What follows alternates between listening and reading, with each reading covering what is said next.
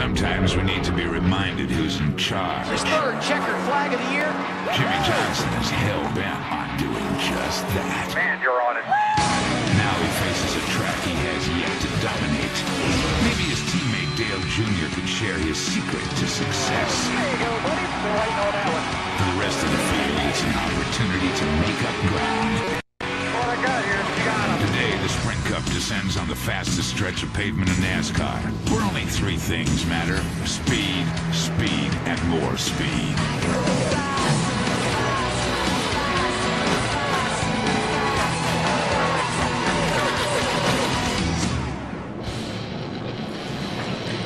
NASCAR on TNT, live in Brooklyn, Michigan. The Michigan International Speedway playing host to round 15 for the Sprint Cup Series. It is the Quicken Loans 400. Some big-time question marks about the weather on this Father's Day. Thunderstorms moved through overnight. The radar looks great, and right now, picture perfect. Air temperature 75 degrees. There is a wind out of the west at 14 miles per hour that could be significant today. Partly cloudy skies, a slight chance of a thunder shower later on, but right now we should have no problems getting our 400 miles in this afternoon. And now our Quicken Loans starting grid for this 400-mile race. On the pole, Carl Edwards. Over 202 miles per hour. One of the 13 drivers going over 200 in qualifying. And on the front row with him, another two-time winner at Michigan, Kurt Busch. Row 2, the 06 winner at Michigan, Casey Kane, alongside Paul Menard. He's trying to jump back inside the top 10 in the standings. Austin Dillon double-dipping this weekend. He will start in the 7th position, right behind Joey Logano and Eric Almirola.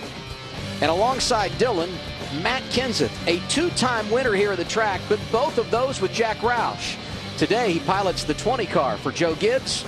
Let's hear from him. Kyle? Hey, Matt Kenseth, this is Kyle Petty in the TNT booth. Can you hear me? Gotcha, KP. Hey, man, you got 3 wins this year, but the last 2 or 3 weeks have not been the best weeks for you guys. Toyota's come with a little more. You guys get back on track and get back to where you were at the beginning of the year. Well, I hope so. I mean, it's been a great start for us this season. Obviously, the last 2 weeks, were disappointing, and then, got caught up in some stuff in Charlotte as well. So hopefully this week we make it to the end. People up front somewhere and get a decent finish and get some momentum rolling again. Hey, question. You got your motorcycle ready? You want to ride to California with me tomorrow? Oh, gosh. I would love to, but I'm not sure I'm going to get away with that. I'm not going to get away with it either, man. Happy Father's Day. Good luck today, man. All right, buddy. You too. Thanks a lot. Matt Kenseth, so good this year at intermediate tracks. Victories at Las Vegas, Kansas, and Darlington. Well, the drivers play a huge role when it comes to Michigan. We talked about the speeds entering turn 1, going up near 215 miles per hour. It's the case. You have to have good track position if you're going to be able to find your way to victory lane. Strategy could play a role today. And as we close on the green flag, let's get a word from our pit reporters. Matt Yoakum leads us off. Adam, Michigan is a great example of how every single member on your team plays an important role. Now, Colin Fambro, the tire changer, he's important. But the guy who could be the game changer today is Nick Hensley. Right here on the 2 team, the gas man. He has to make sure he performs his job to perfection. No spillage on the pit box because he'll bring that can back. He'll put it up on the scales. He'll get a reading. They take the weight. Then he'll pass it up to the top of the box to Brian Wilson, the team engineer. He and Paul Wolf will work over those calculations and figure out exactly how far they can go on fuel. Paul Wolf told me he thinks that will be the deciding factor of who goes to victory lane today. Roush Shaheen? Well, Matt, on this Father's Day, I thought I'd get caught up with an old buddy of mine. This is Nelson Stewart over here. Proud papa. That's Tony's dad. Have a great Father's Day, pal. And Smoke called me over to his car just a little while ago, and he said, I won a 410 sprint car race in Sheboygan, Wisconsin last night, and as soon as I pulled into victory lane, it started pouring down rain. And he said, tell me Jason Leffler wasn't watching over me last night. I said, you're probably right. They were good friends, roommates, and hard competitors on the racetrack. But you don't have to worry about Tony today. He's starting 14th, but in June of 2007, he started 41st and passed 38 cars to finish 3rd here, Chris Neville. Well, Ralph, Clint Boyer starting 27th today, and I spoke with his crew chief, Brian Patty, earlier, and he said Richmond, Martinsville, New Hampshire, even Sonoma, those are our good tracks. Michigan, not so much. But they're third in the points, and he said today it's all about making the right decisions and staying out of trouble on the racetrack. If they can get a top 10, that's going to feel like a win. Because next week, they've got a brand new car, and he said my boy is an animal at Sonoma. Larry? Yeah, Chris, even though this is only a 400-mile race, it is a tough race to win. You have to put the beginning, the middle, and the end together. Now, one team in this garage area, they've had a lot of speed, but they've had trouble closing the deal so far, and Marty Snyder is with that crew chief. And that would be Todd Berry, your crew chief for Kurt Busch. So what has been missing to put a complete race together for the 78 team, Todd? You know, we've had a lot of speed. You know, the car's been fast all year. We've missed several good opportunities to win races. Fortunately, we keep getting them week in and week out.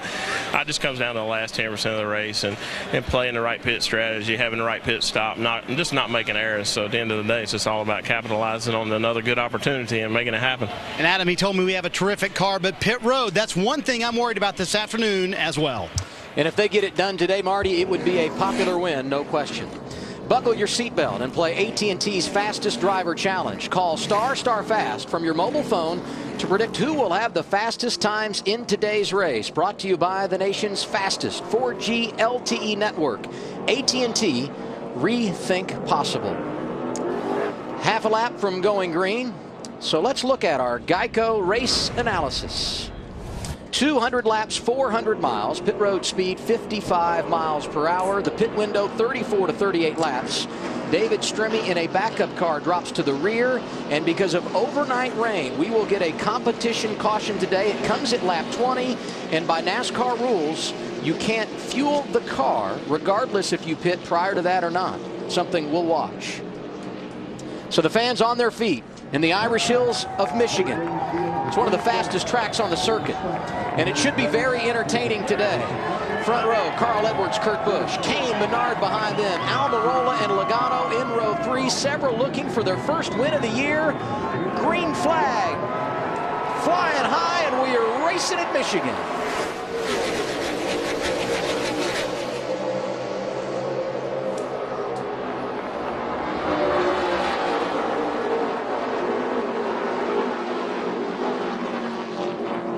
I think there was a little bit of contact there between Busch and Carl Edwards. If there wasn't, it was awfully close. And it looked like possibly Kurt pushed up the racetrack just a little bit, got in that quarter panel maybe. Carl Edwards is going to lose a few spots. Yeah, they were just about. Wow, look who's sliding underneath them right now. Kane. Yeah, they would just about have to be contact for Carl to jump out of it that fast. Yeah. Just to start up the racetrack. Yeah. Yeah, there it is. 27 got me. And it looked like, it really looked like Kurt's car started pushing, which we see a lot coming off of turn 2 here. And remember, green racetrack. It rained last night, washed a lot of rubber off the racetrack, so that was a totally new experience for those guys going in the first corner on this green racetrack. Carl on the pole, choosing the outside lane there at the start. It's the proper choice if nobody runs into. Okay, so Exactly. you can't criticize that. Just pointing it out, not criticizing. You always got to be so controversial. I'm sorry. On board with Denny Hamlin, Carl Edwards now 5th. Matt? Carl Edwards telling Jimmy Finnegan, the team, the car was just simply too loose on that initial lap, and that was a concern so many crew chiefs had this morning. Green race trend here early on, just trying to hold on to a loose race car until this track takes more rubber and tightens up. A replay of what happened at the start.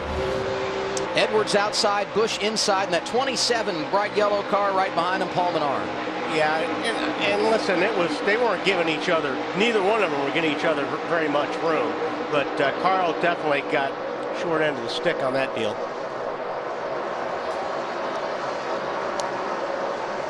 A number of drivers checking up behind him. Clint Boyer, maybe some contact there with Trevor Bayne. And, you know, when we go back to what Larry was talking about with Marty, on the way the car is set up with Kurt Busch, this is the best scenario for the way they have the car set up, because I don't think Kurt wants anybody around him. Having that car set up on the ground, having the rear spoiler out of the ground, you able to run with nobody, cars very loose. So that really played into his hand. Here's Jimmy Johnson, started 17th, dropped back to 22nd. Inside of Trevor Bayne for a position as they cross the start-finish line, completing lap 4 of 200.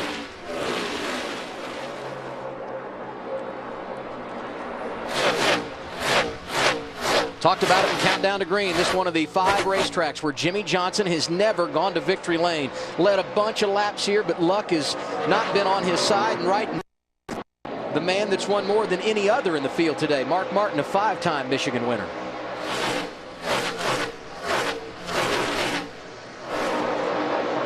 Just looking at how much these cars are kind of sliding around now, I believe this group.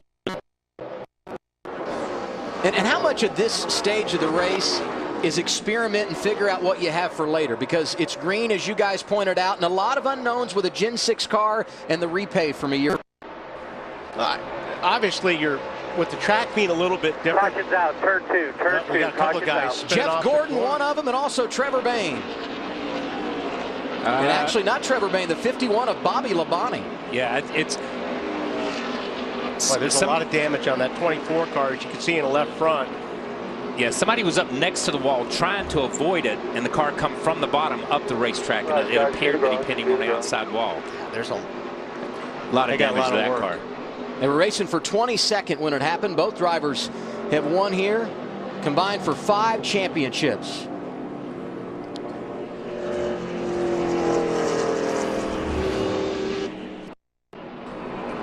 You see Bobby right here in the middle in the 51 car. Whatever that was. You did see Bobby. That's Casey Mears in between them. Oh, it just breaks loose. Yep. And you see Jeff go to the high side, gets pinned on the outside wall.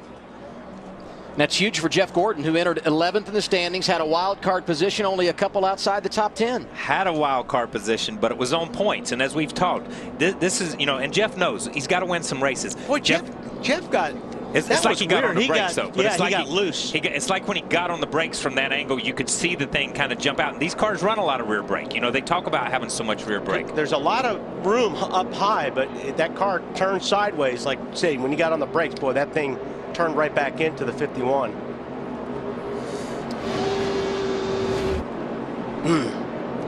Jeff Gordon out of his race car and frustrated. Out way too early at Michigan. 6 laps complete. Kurt Busch leads under caution. A few drivers off to a rough start today at Michigan. Among them, Clint Bowyer. We're under caution for an accident. Bobby Labonte and Jeff Gordon. But at the start of the race, you're on board here with Clint, who has contact with Trevor Bayne.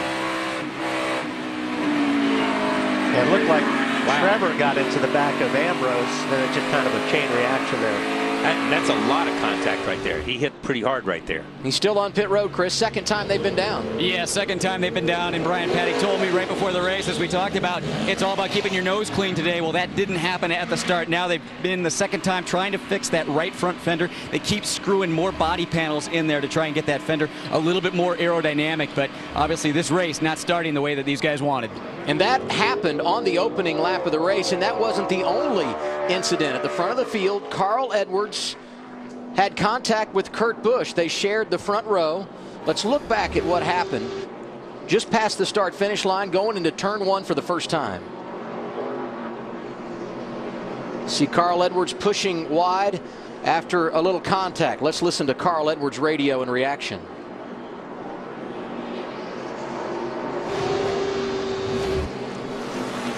Just curious, which car you think got me? Yeah, 78 got you, Carl. I'm sorry, I can't understand you. Your radio's breaking up. Jimmy just told me another radio. I think he got you in the left rear quarter. Well, let me know either way, because later on I might need that. Yeah, 10-4. I say hit you. Yeah, probably wasn't too hard. We'll get that one back when we need it. Hey, okay. That's a free one coming as far as I'm concerned. Yeah. You know, you can. He's not going to forget it. No. A few other drivers that came down pit road and right around Bayne and Bowyer on that opening lap situation had a little damage. He came down the pit lane. So did Jimmy Johnson. Clint Bowyer started 27th, but after those pit stops, he's now 41st. And after coming down the pit lane, Jimmy Johnson going to restart in the 32nd position. And that's significant because Jimmy was running 21st when the caution came out. Kurt Busch leads, running second at the restart. Behind them, you've got Joey Logano and Matt Kenseth. Kane, Edwards, Montoya, Kyle Busch, Dale Jr., Tony Stewart make up the top 10. We'll complete 10 laps as we go back under green at Michigan after cleaning up our first caution.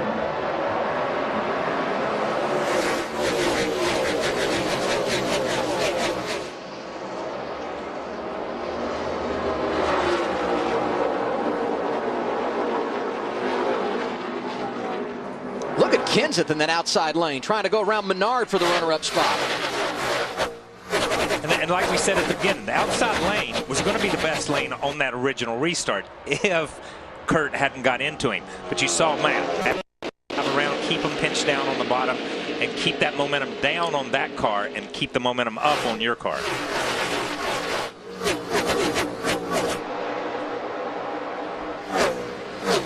Great qualifying run for Joey Logano, starting inside the top 10. He's running third right now in front of Menard.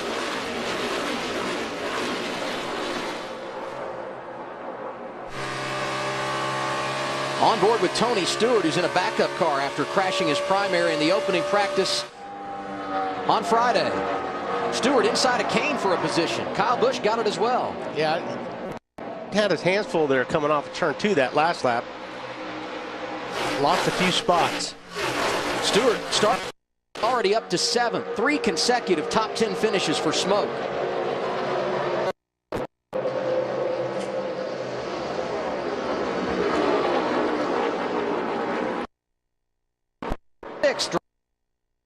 Side of Kyle Busch. He's on the move early, Ralph. Adam, the key term with Tony is platform. That's what they work off. And he said, as he gets inside of Kyle Busch, that he is happy with the platform on the 14, likes where the car is. He just get the opportunity to make the rear end of the car a little bit more secure. But the platform is good in the 14. And we saw this yesterday in practice, Wally, how quick he got back to the gas, even before the halfway point. And his car's really rolling through the center. Larry? Yeah, I just want to expand on this platform. It's an aero platform. And, you know, we talked about some of these drivers really letting the back of the car travel down. Well, you can't just let the back of the car travel down without bringing the front of the car down with it. Now, I don't know that the 14 car is traveling the back, but I think the biggest thing going on with Tony Stewart, Adam, you mentioned it, 3 consecutive top 10s. They've done a lot of late. They went to Dover, they went to Pocono, and a lot of the places. I think Stewart Haas Racing has hit on something, and I think we're seeing it here at the start of this race. Larry, you talked about it before. Platform. That 14 car is really getting into the corner, rolling through the corner a lot better than the 18 car, but the 18's faster down the straightaway. Why is that? Well, it's because they're traveling the back of that 18 car down like Marty and I talked in the countdown to green. Kyle Busch got killed yesterday in the Nationwide Series race because he elected to keep the spoiler up in the air. He beat him through the corners, but it looked 30 more horsepower down the straightaway when they get that spoiler out of the air. Let's hear from Matt. Adam, Kyle Busch racing and learning for later in the race. When the caution came out, Dave Rogers told him this is a great opportunity to see what these tires will do with a heat cycle as they cool down and then warm back up. So that way, later in the race, if they get into a situation where they have to go fuel only, they'll know exactly how the race car will react with the tires that have a few laps on them. And, you know, getting back a little bit to the way these cars are set up, Casey Kane laps was just losing position, going nowhere. He just picked up both spots back from Tony Busch. What kind of goes back to what Larry was saying. I think if some of these guys, the way they're set up, are probably going to be better for the short run, and the guys that may be a little bit stiffer, have the spoiler in the air, are going to be better for the long runs. Kane got around Stewart, and you can see closing the gap, Kyle Busch driving up on the 14 as well. First caution of the day. Lap 10, Jeff Gordon, Bobby Labonte got together. Gordon has been released from the infield care center. And we will get another caution at lap 20. That will be a competition caution after overnight rain here at Michigan. Right there. It's like the wall. He got awfully close to it. Yeah, and he kind of slowed down the backstretch there. That's David Ruderman. Yep.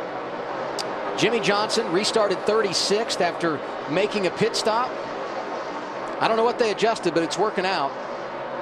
He has driven his way up inside the top 20 and is now 17th. Let's hear from his teammate, Marty. Jeff Gordon out of the infield care center. What happened from your view to cause that early accident?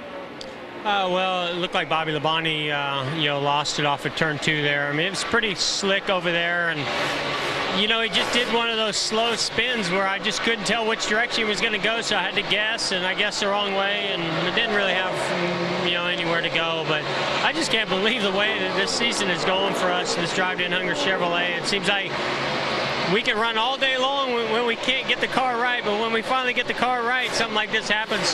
Charlotte, I thought our car was awesome, and I was really pleased with the way the car took off right there. We were really going to march up through the field, so it's unfortunate, and this team just continues to have to face adversity, and I appreciate how strong they are during it, but I just wish we didn't all have to be tested quite this much.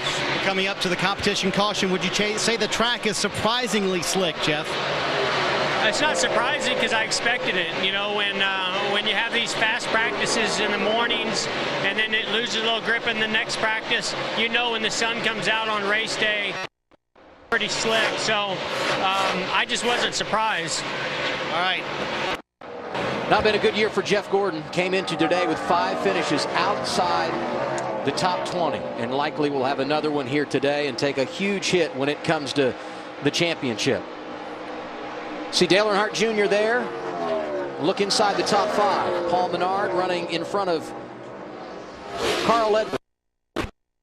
Inside the Kurt Busch started on the front row, grabbed the lead early, and has been out front ever since. You go back to Jeff. Jeff last year, too. I really picked Jeff to contend for the championship as fast as he was getting into those last 10 races. And here's our competition caution, but he's just, his luck has not turned around. So we've now completed 20 laps in this, the planned competition caution that NASCAR had laid out because of the rain overnight. Free pass goes to David Gilliland in the 38 car. He was running 41st.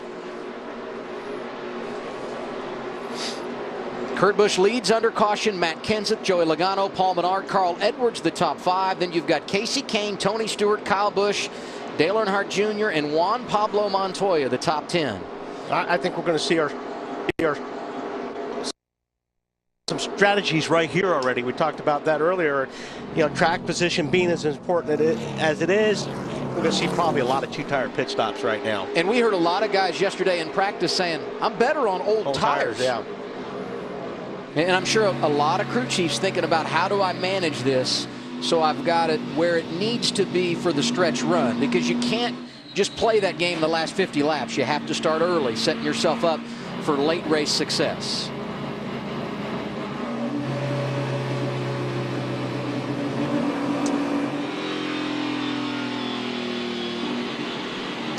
Our pit road coverage today presented by Phillips Norelco. Let the strategy begin. Kurt Busch, the first driver behind the pace car, peeling off and coming down the pit lane. Marty Snyder, here they come. Our leader has the very first stall on pit road, Adam, and he made the point that the wind is actually playing havoc with these cars. In 1 and 2, his car is too tight. You see him top left of the screen. It'll be 4 tires up half around on the track in turns 3 and 4. Matt. Joey Logano pitting near turn 1. He said the car started out tight, but then it just continued to build. Freer and freer. Todd Gordon expected you might see some 2-tire stops early on. Air pressure change. And that's Paul Menard just finishing his job there. He said that car tight early in the run, late in the run, still tight, except snappy loose going back to the throttle. Track bar change on that stop. Ralph. Well, Chris, Tony Stewart is in and out of here. He took right side tires and made a track bar change to the right side of the car. Again, trying to get the rear end of that race car a little bit more stable for him. Yeah, I was going to say, I don't think there's a very few guys that took 4 tires on that stop. How big is that number 1 pit stall? Carl Edwards wins the race off pit road, picking up 4 positions. He's the leader when we come back to Michigan. Welcome back to TNT's live coverage of the Quicken Loans 400 at Michigan International Speedway. To get exclusive behind-the-scenes access and expert opinions from the biggest names in sports, check out Behind the Mic, powered by Ford, at bleacher.com/behind the mic.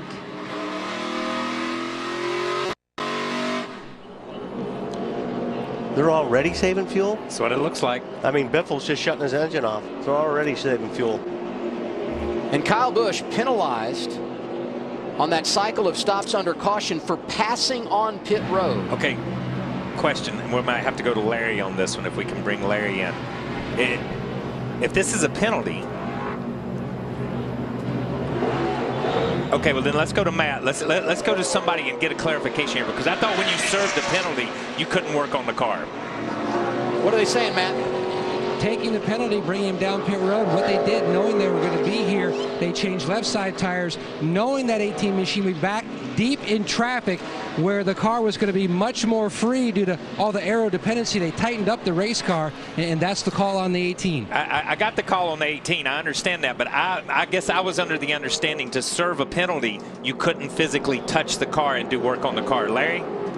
Hey, Kyle, I'm pretty sure the actual penalty is started to tail into the longest line. Got it. So it really has nothing to do with pit road. He didn't even have to come to pit road. He just has to go to the tail end of the longest line. So why not make a pit stop? Yeah, that's a clarification. I appreciate that, because I thought when you had a penalty and had to serve it on pit road, you couldn't touch it. But going to the end of the longest line, as you say, you don't have to come to pit road. Kyle Busch was going to restart in the 9th position after the penalty. 34th is where he has scored. Michael McDowell had not pitted. You see him pulling down in that black 98. On the front row with the green flag, Carl Edwards, who won the race off pit road alongside fellow Ford driver Joey Logano. Let's see if it works better this time for Carl.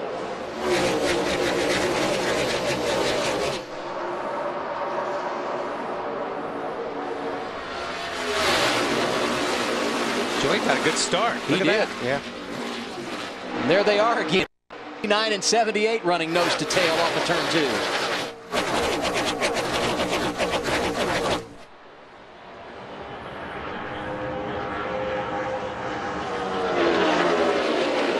How about Jimmy Johnson? Came down pit road at lap 9. Put 4 tires on it.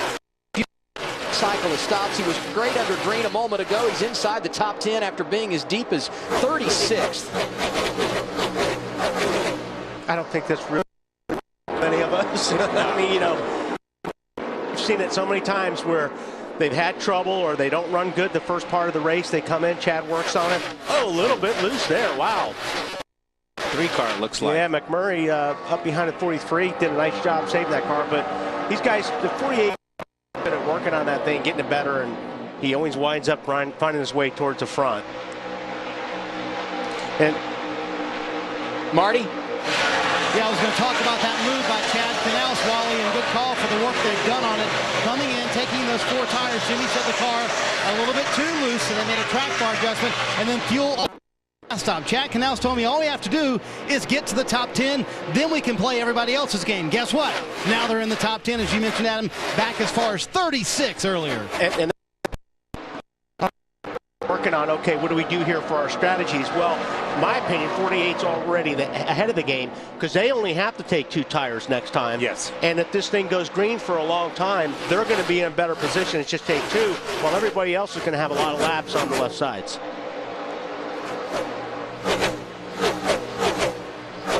Jimmy Johnson and Chad Canals always seem to figure it out.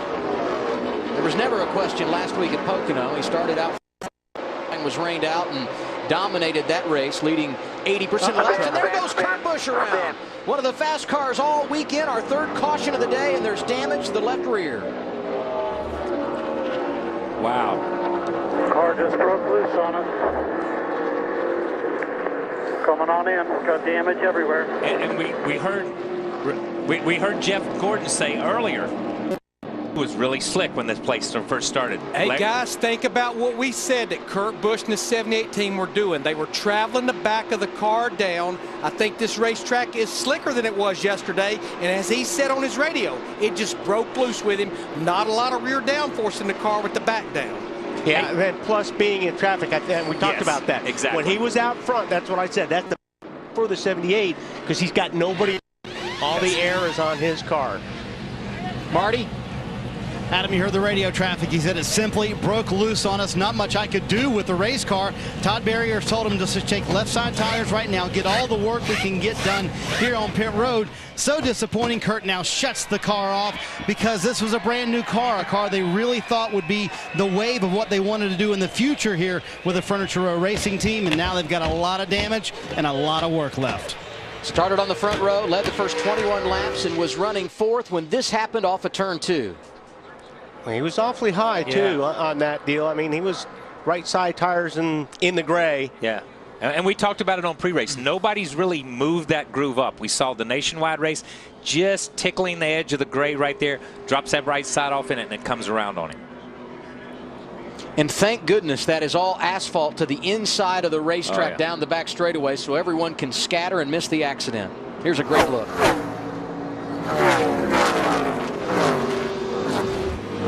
Kurt Busch on pit road, fixing damage. Third caution of the day. Joey Logano being scored as the race leader right now. Quicken Loans 400 live today at Michigan International Speedway in Brooklyn, Michigan. Happy Father's Day and good to have you with us on TNT. Kurt Busch on pit road. They continue to repair the damage there. It's our KFC fresh off the wire. One of the fast cars all weekend started on the front row and unfortunately involved in a wreck at lap 29 after leading the first 21 laps of the event. And they're working on the cosmetic side, but that car took a pretty big hit on that left front. When it spun around and got in the wall with the left rear, it slapped the left front. And you can see they're working here. But it's going to be interesting to see once they get the body put back together, mechanically what's wrong with it. What all have they done to it, Marty? Well, Todd Barrier's been very meticulous in telling them what he wants done to the car. Kurt's had it shut off for quite a while now, and they're trying to get it aerodynamically fixed. And remember, Adam, there's a championship play here as well for Kurt Busch. They're 15th in the championship standings, just 21 out of the top 10, so they want to make sure the car is done correctly. Todd Barrier told the guys, hey, I think we're pretty much done, but I do see a couple of pieces that they're going to have to get some more bare bond on before they do get back on the racetrack. And you can see that front splitter is pretty much on the ground as they sit right here on what is brand new left side tires. So they still have some work to do on Kurt Busch's race car. Pretty big gap on that left side of the rear spoiler too, Marty. Yeah, you see that gap, you could see it in that shot a while ago. They're back there working on that, but just like Marty pointed out, that left front is already down on the ground. They've got to pull that back up. All that front end got bent and twisted.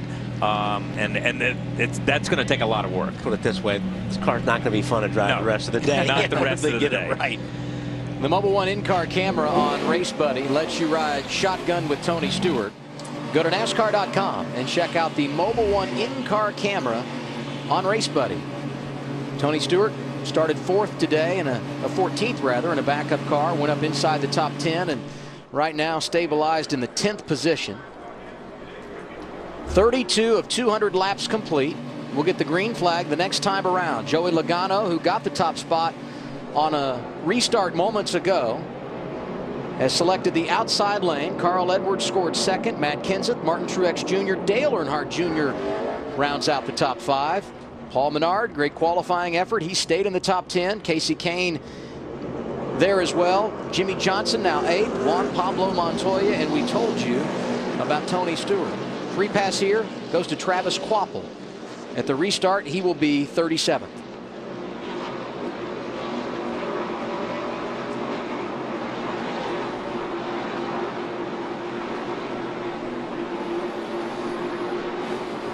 Joey Logano, great run on the inside lane on that last restart when he was second. As the leader, he selects the outside lane.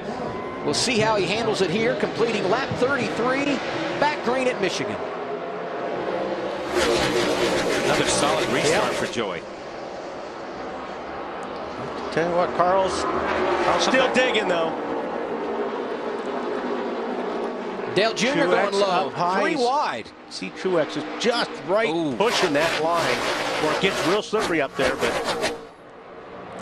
And Truex on the same tires that he started this race with when they came down pit road at lap 22, fuel only. That's their only stop of the day. Look at Kenseth slide up in there. These guys are running that corner really hard, Kyle, and you can see all these cars just start taking off. on that turn 2 over there. Dale Jr. got a really solid restart. That thing wiggled just a little bit coming up out of turn 2.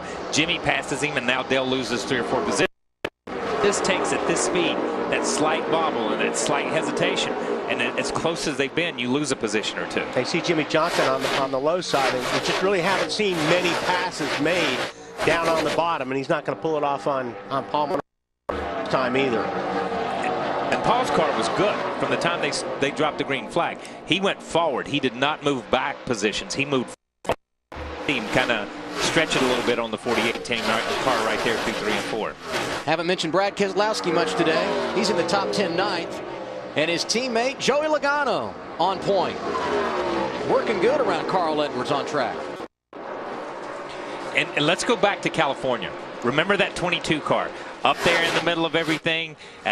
We had the Denny Hamlin issues at that time and the Tony Stewart issues when it was over with. But that 22 car at a sister track, a 2-mile was really had an impressive run out there and really had a shot at winning that race the time they come off turn 4 with Denny. And that's not the only track where he's had a chance to win. He led 41 laps. California also very good at Bristol earlier this season when he and Denny Hamlin had that run in. Logano has been very strong. They certainly have not gotten the fruits of their labor.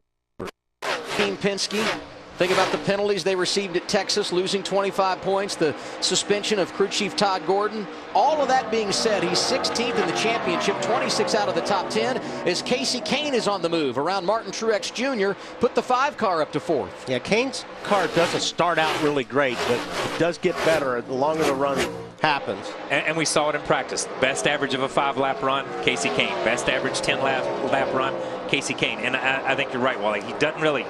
Wow, that was a crossover right there at the bottom of the screen. He doesn't really... And it doesn't have that initial burst in the first 2 or 3 laps. But let him run some laps, and he just picks them off. Kevin Harvick among those that pitted under caution. A short... Since the restart. Kevin Harvick now 15th. He's up 8 positions.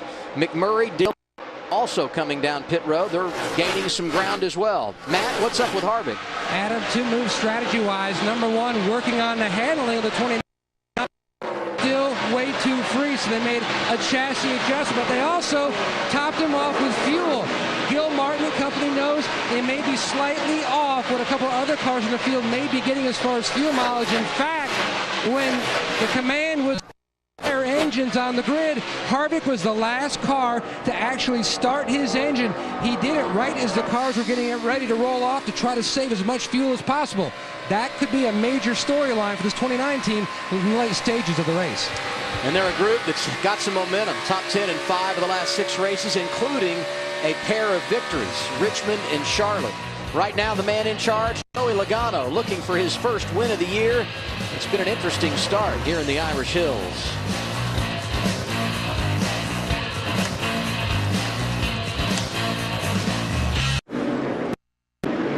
Fourth caution of the day for debris. Let's go to pit road. Brought to you by Phillips Norelco. Marty? Boy, was this caution well timed for Matt Kenseth. Top left of your screen, he had a piece of plastic on the front grille. Water was 260 when they pitted. No tires, Chris. Paul Menard in the upper right saying that car's still tight. He wants that splitter down on the ground. They're going to pull a 16th Packer out of the right front. Ralph? Clean of the grill. Just fuel only on the 56. Staying with those same tires they started with, Matt. Only for the 22 of Joey Logano and also our pole sitter, Carl Edwards. Fuel only. And once again, the number 1 pit stall paying dividends for Edwards, winning the pole, a big deal on Friday. He jumps over Joey Logano for the top spot. Look at that, 7 of the top 10 taking no tires. How close was it? That close. Carl Edwards leads him at Michigan. Let's take an inside look and get unlimited access to the NASCAR Sprint Cup Series with a free NASCAR Mobile 13 app and truly unlimited data on the Sprint network. 7 lead changes So far at Michigan, Kurt Busch has led the most laps, but he is struggling after hitting the wall, and Joey Logano, next in line, has been out front for 17. Get unlimited access to NASCAR with a NASCAR Mobile 13 app and truly unlimited data from Sprint.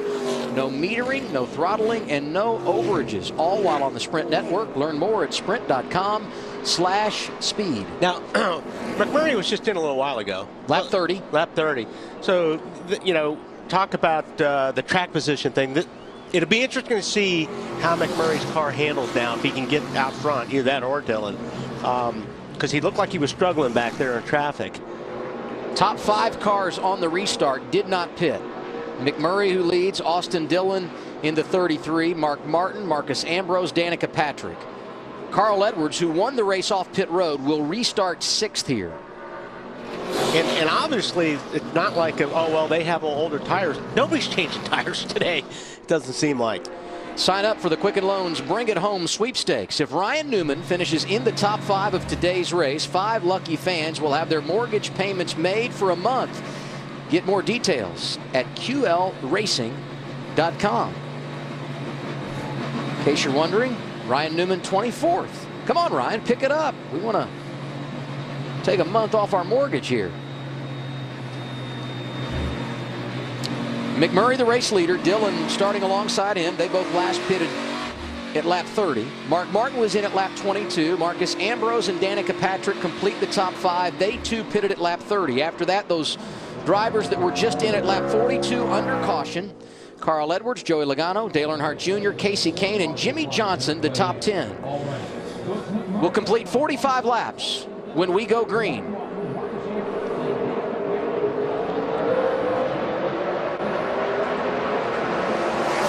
Jamie got a good restart there. Clears Dillon.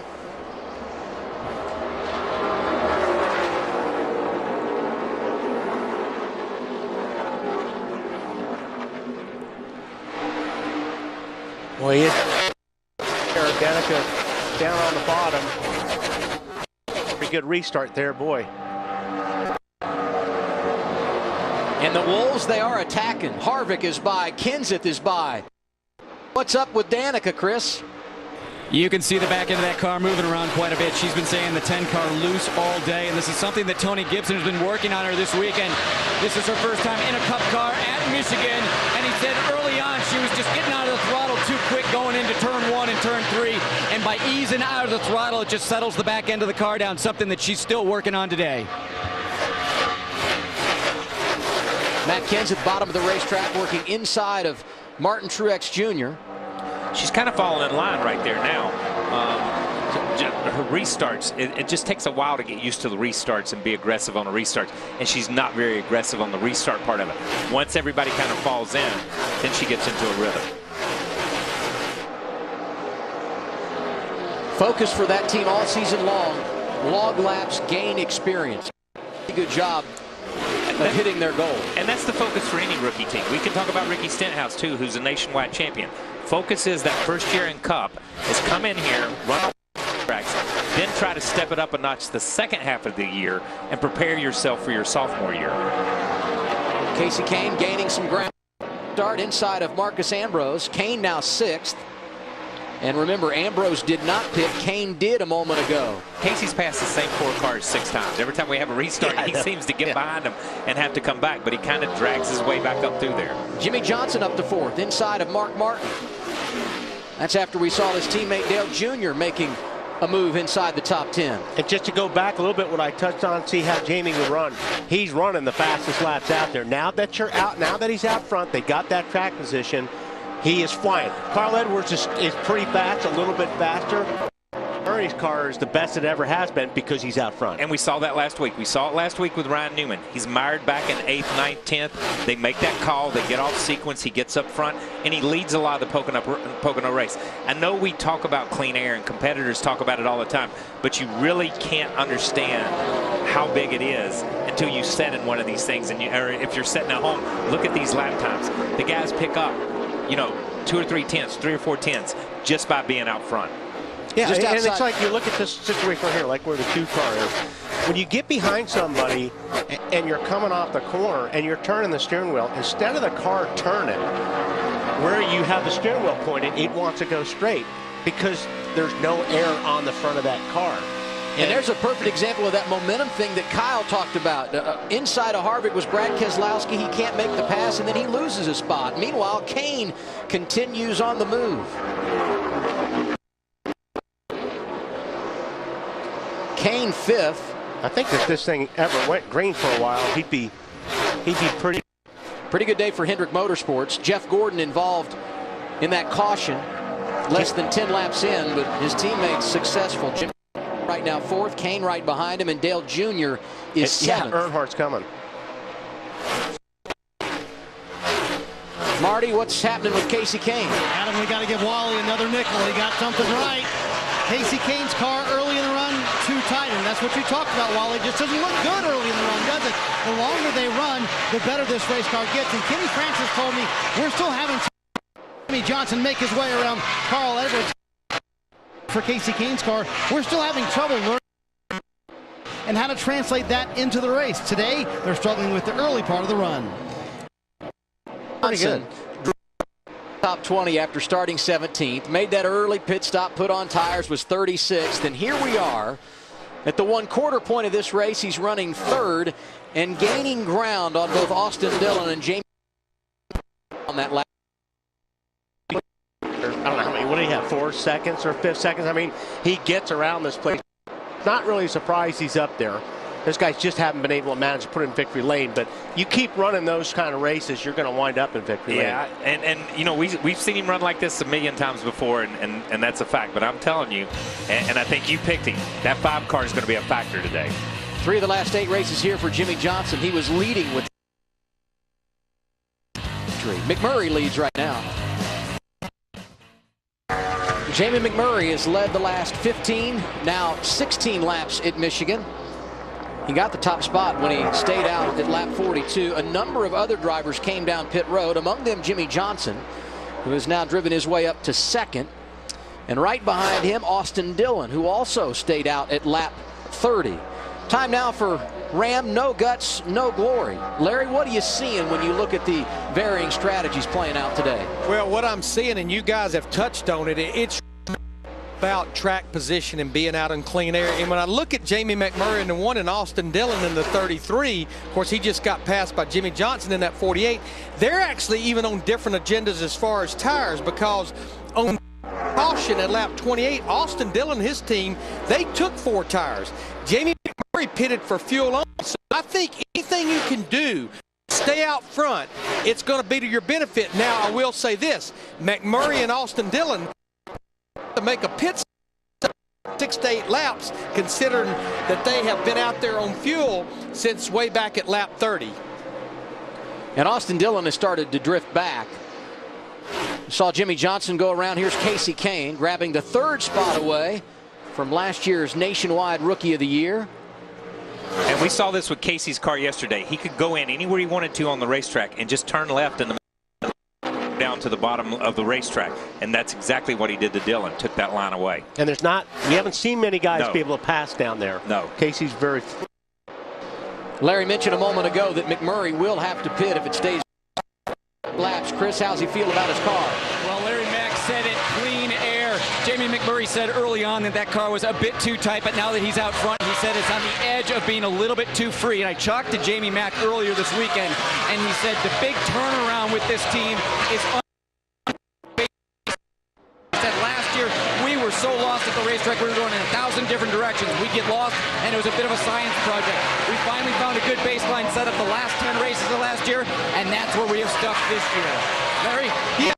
I know everyone is scratching their head, because if you come to pit road for fuel only, you're changed 2 times. Tire combination, we raced here last August. This track has a ton of grip, and what these drivers saw in practice, 4 fresh tires actually slows you down. They almost grip too much, and then actually you can run faster as you get laps on the tires, Ralph. You know, adding to that, Larry, I talked to Chad Johnston, crew chief for Martin Truex, and I said, you've run a quarter of this race on the same set of tires. Why? And he said, because they don't drop off enough. On top of that, every time you change a tire, you open yourself up for a mistake, and that's something they're trying to avoid.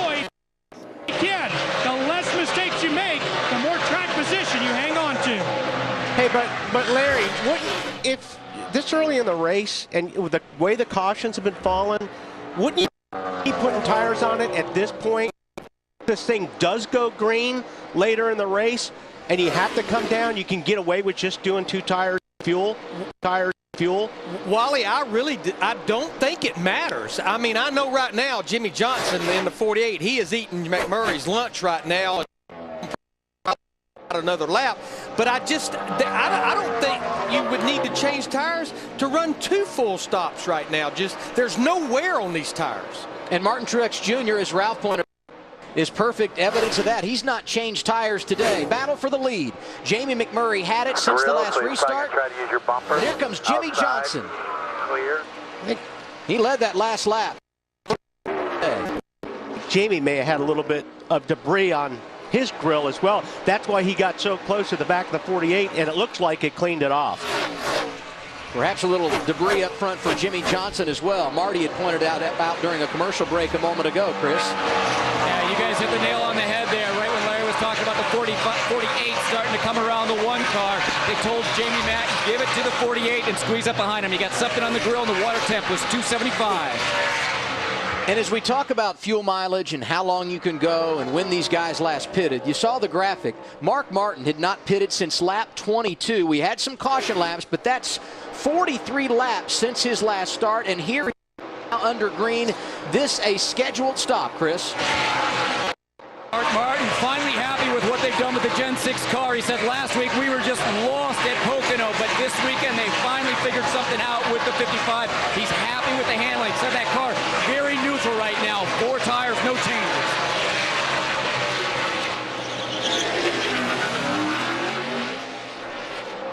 Jamie McMurray, Austin Dillon running inside the top 5. They stayed out when Mark Martin did, but they were 8 laps better than him in regard to the fuel situation. They last pitted at lap 30. We will likely see them on the pit lane soon. Meanwhile, Jimmy Johnson back where he's feeling comfortable and has spent so much time the last couple of weeks in the race lead.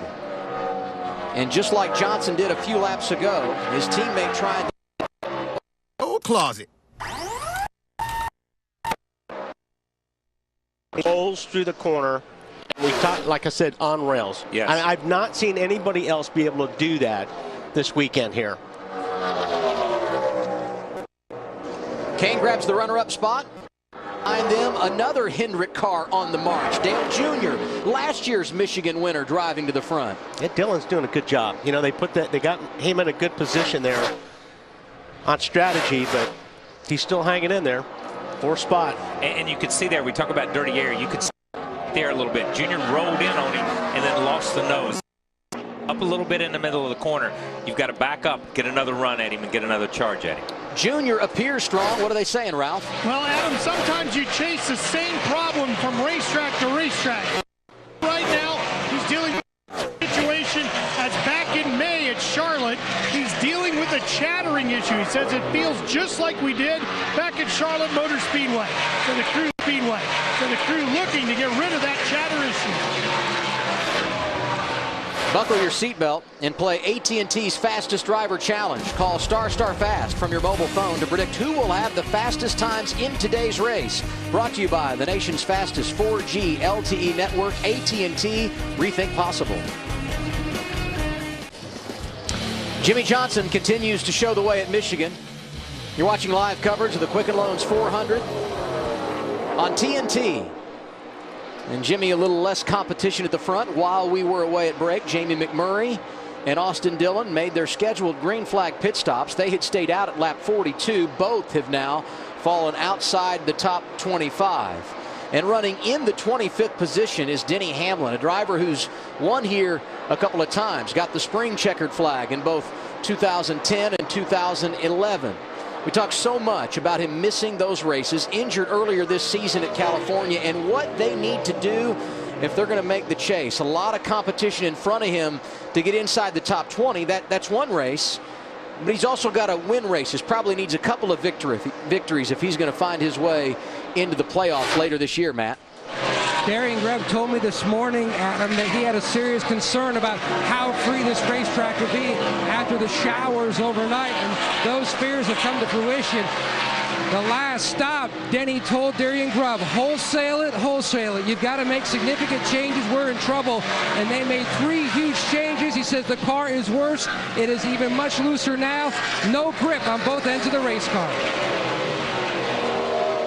The best he's been today on the scoring monitor, 13th, Matt. A lot of ground to make up for. Debris in turn 1, so we've got our 5th caution of the day here at Michigan. And the leaders have made it down pit road. This a group of drivers that likely will take the wave around here. Jamie McMurray, Austin Dillon, Mark Martin, that group that had been out of sequence and came down under green. And if you're a part of Junior Nation, good news for you, because he was the first off pit road, getting in front of teammate Jimmy Johnson.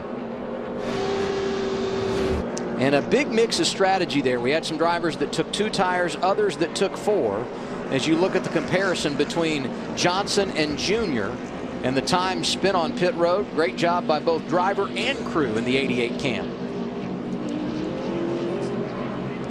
Ralph, tell us what happened on the pit lane. Well, just 2 tires and a full fuel packing for the 88 of Dale Earnhardt Jr. He's a little tight and a little loose. Balance is pretty good. A little tight in 3 and a little edgy in the entrance to turn number 1, Matt.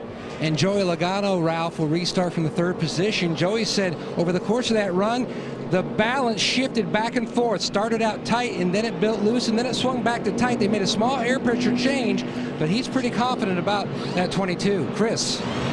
Well, Matt, Paul Menard was running right up at the front at the drop of the green, but they pulled a Packer on the right front at caution lap 42, and because of that, they lost 8 spots on that caution trying to get that splitter back on the ground. On this last stop, they did a track bar change trying to tighten up the rear of that car.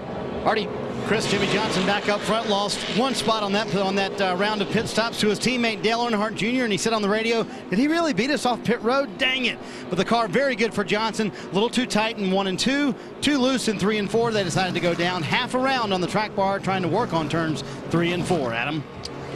Talked about the struggles for Denny Hamlin. Long pit stop for that FedEx Toyota. Matt, what are they doing to it? They just made their last adjustment, which was going down 3 rounds in the track bar to try to tighten up the 11 machine. They also made some adjustments in the back, and they also add to that list of changes.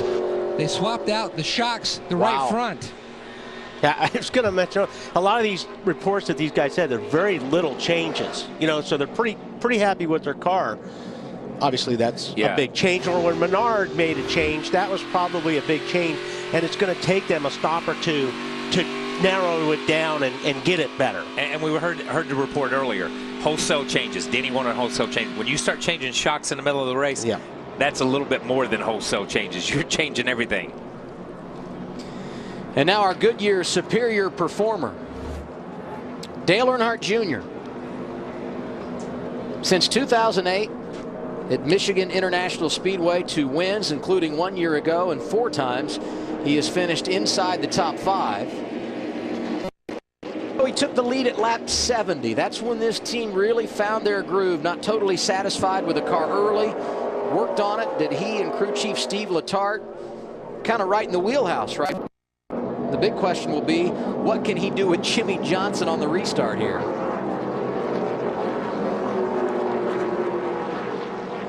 Buckle your seatbelt and play AT&T's Fastest Driver Challenge. Call ***FAST from your mobile phone to predict who will have the fastest time in today's race. Brought to you by the nation's fastest 4G LTE network, AT&T. Rethink possible. David Strimmy gets the wave around under caution number 5. He was in a backup car to start this race. He scored in 24th. 6 cars take the wave around. David Gilliland on that list, Marcus Ambrose, Danica Patrick, Mark Martin, a 5-time winner here, Austin Dillon, who qualified inside the top 10, and Jamie McMurray taking the wave around. He's led 21 laps today. We'll be 20 laps from halfway when we go back to racing. The running order goes like this. A couple of Hendrick cars in the front row. Dale Jr., the leader, Jimmy Johnson alongside. Kane in Truex right behind him. Joey Logano, the final car inside the top 5. Kevin Harvick, who's had an interesting day, will restart 6th. Pole sitter Carl Edwards is 7th. Eric Almirola battling nicely is 8th. Paul Menard and Biffle finish up the top 10. Green flag waving once again in the Irish Hills of Michigan. Boy, these guys got a lot of wheel spin. Some contact down there. Yeah, well, I think both Earnhardt and Johnson got a lot of wheel spin. And somebody got into the back of Johnson. I guess it was probably Truex because of the wheel spin. Greg Biffle, who restarted in the back part of the top 10, trying to find his way into the top 5. He won here in August.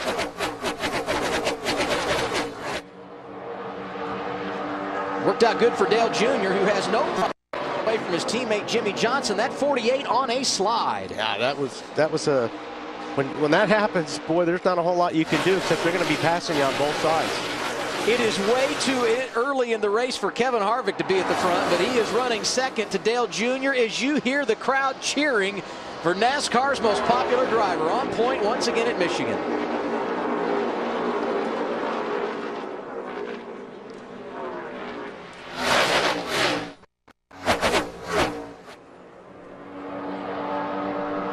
Matt Kenseth. Nice job.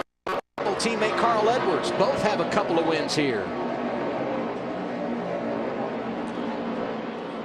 Harvick looking low on Earnhardt. Behind him in 3rd, here goes the 5 car. And he just turned left. He's let the thing go up the racetrack, just turns left and drives by Kevin. Gets a good run. Kevin was held up a little bit there by Junior, but he got a good run. Yeah, the 5 car has not lost that track position that we saw the 48, so it's going to be interesting to see how the 48 runs these guys back down. He's back in 12th now, talking about Jimmy Johnson. Go back and look at the restart coming to the green at lap 80. I think keep your eye on both of them. Obviously, Earnhardt spins the tires. He gets a little bit loose. I think Johnson does the same thing. Truex gets in the back of Jimmy. Here's what I'm going to tell you what happened. This is what, if you watch this, you're exactly right. The 88 car spins the tires. Okay, Jimmy gets a good run. Then what does Jimmy do? He doesn't want to beat him to the line. He doesn't want to beat him to the line. Jimmy lets off, and when he lets off, it stacks those guys up behind him, and then Jimmy gets penalized for it because he's the one that loses all the position. You ask him what happened. He didn't want to beat that 88 to the line because of what happened to him at Dover. Nice pickup. But something like that, I mean, we talked about that with NASCAR. Yes. They will take that into consideration. If the pole sitter, the lead car, spins its tires, true, and you beat them to the line, that was talked about. And they said, yes, we do take, because Elliott Sadler got hammered on that big time at the Brickyard, and everybody cried foul on that. All right, now let me ask you a question. Put your driver's helmet on. Don't you want to prove a point to NASCAR?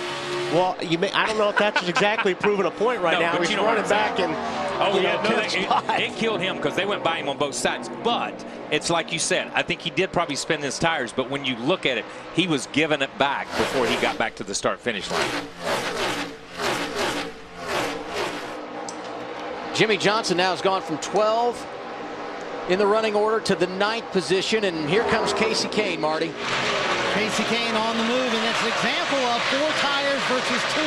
They took 4 on that last stop. Kenny Francis opting also to lead the chassis as long as he stalks his teammate Dale Earnhardt Jr. But Wally, this could be a play in the race. You've been talking about it all race long. Maybe later now they'll take 2 because of this caution flag pit stop. Yeah, Marty, I just couldn't understand why some of these guys were not taking tires when you had the opportunity under caution to play that card later on.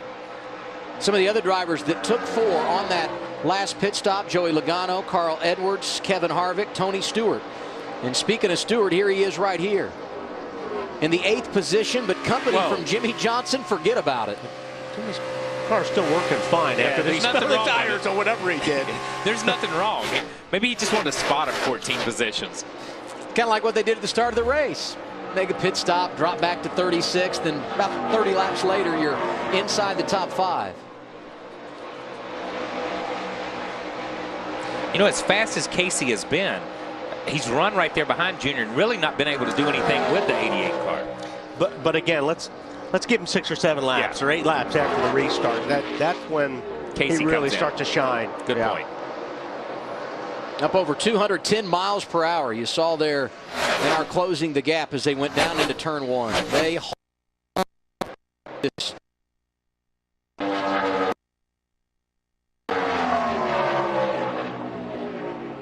I'll guarantee you, as soon as that 88 slips up just a little bit, the 5's going to the bottom, and that'll be the pass.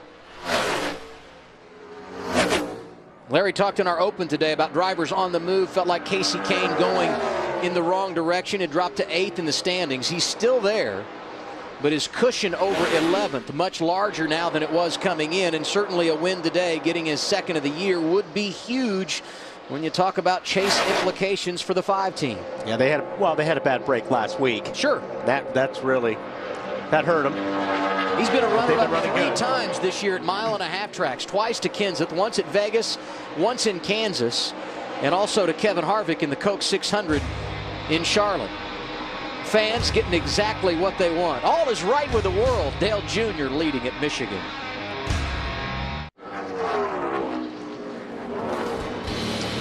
There's a new man in charge in the Quicken Loans 400 at Michigan, and his name is Casey Kane.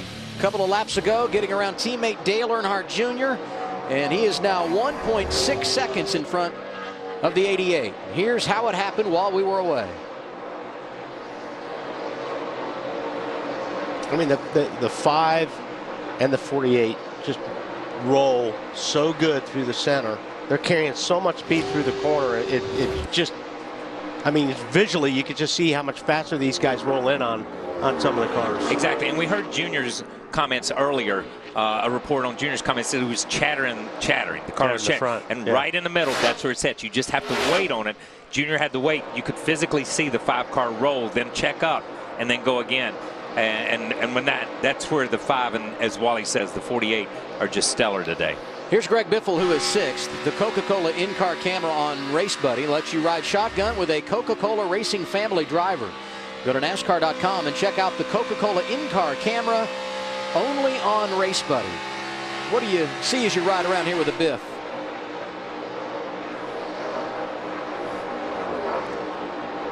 Biffle's running good right now. He's sitting in the 6th spot. He just kind of settled into a pretty decent pace. We saw him and Jimmy, and you saw the 99 of Carl. Carl seems to be going the other way a little bit, but the Biffle has just settled into a good, solid pace here. And as you watch on the steering wheel here, I think he's a little free getting in the corner a little bit sometimes. Watch the steering wheel. That normally tells a story, and I would agree with you, Kyle, because he didn't really turn the wheel. He didn't really turn the wheel. He was very easy driving in, which means that the car could be a little bit loose getting in.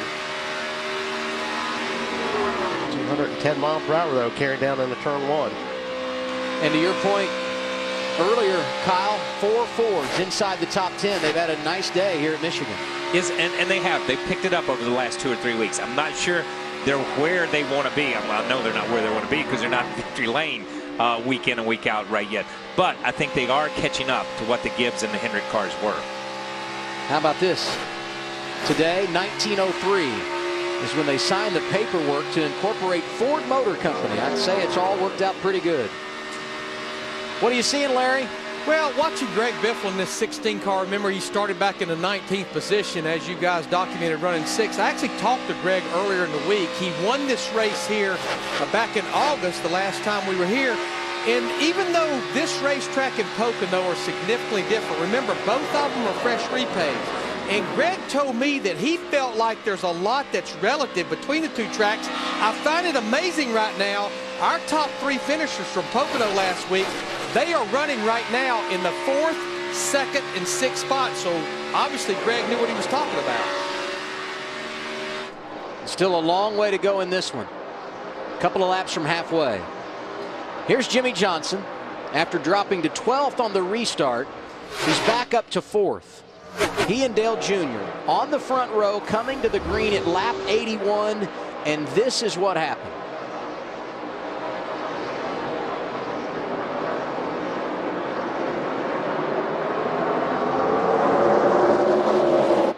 Got stacked up, some contact for Johnson. KP, I believe you nailed it. And I'm sure there's been a lot of conversation since then, Marty. Quite a bit, I would say, on the radio, Adam. Since then, he's been in a hurry to get to the front of the field. Earl Barber has spotted him and has told him, you're regrouping very nicely to stay calm. Chad Canals has told him, eyes forward. You're working your butt off in there. But Kyle Wally did get it right. Here's the audio after the restart. I hope you're happy, Nascar. I did what you want me to do. I got wrecked. Yeah, man, they're happy. Everything looking good. Apologies from the 88, front of tires. Been a great job, but eyes forward now. Need to give them other guys a little bit of advantage anyway. 5 back, my man. Now, to his point, but also, you don't have to give it back right away. No, NASCAR never said that. That's right. NASCAR, when we were with the meeting with them, I asked that question. I said, how long do you have to give it back if you beat the leader to the line? They said depending on the racetrack, but turn 1, turn 2, between 1 and 2, a track like this, I figure you'd be around turn 1. Yeah, and they set a reasonable time, and when you pressed them on it in that meeting, they did say, at a place like Martinsville, it may be turn 3. Yeah. At a place like Pocono, it's got to be probably before you get to turn 1. And a place like this, it would be 1 or 2. So, in NASCAR's defense, they did not say you have to give it back before the line, but you do have to give it back. But Jimmy was proving a point right there when he said, I hope you're happy, NASCAR. He sent a message last week on track, dominating the field at Pocono, trying to send another one today. He's got a couple of spots to go to catch his teammate Casey Kane in charge at Michigan.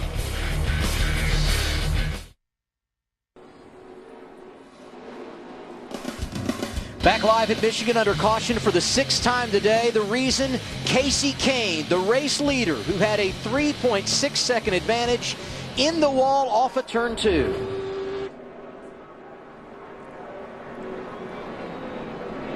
It's probably going to leave blown right front tire.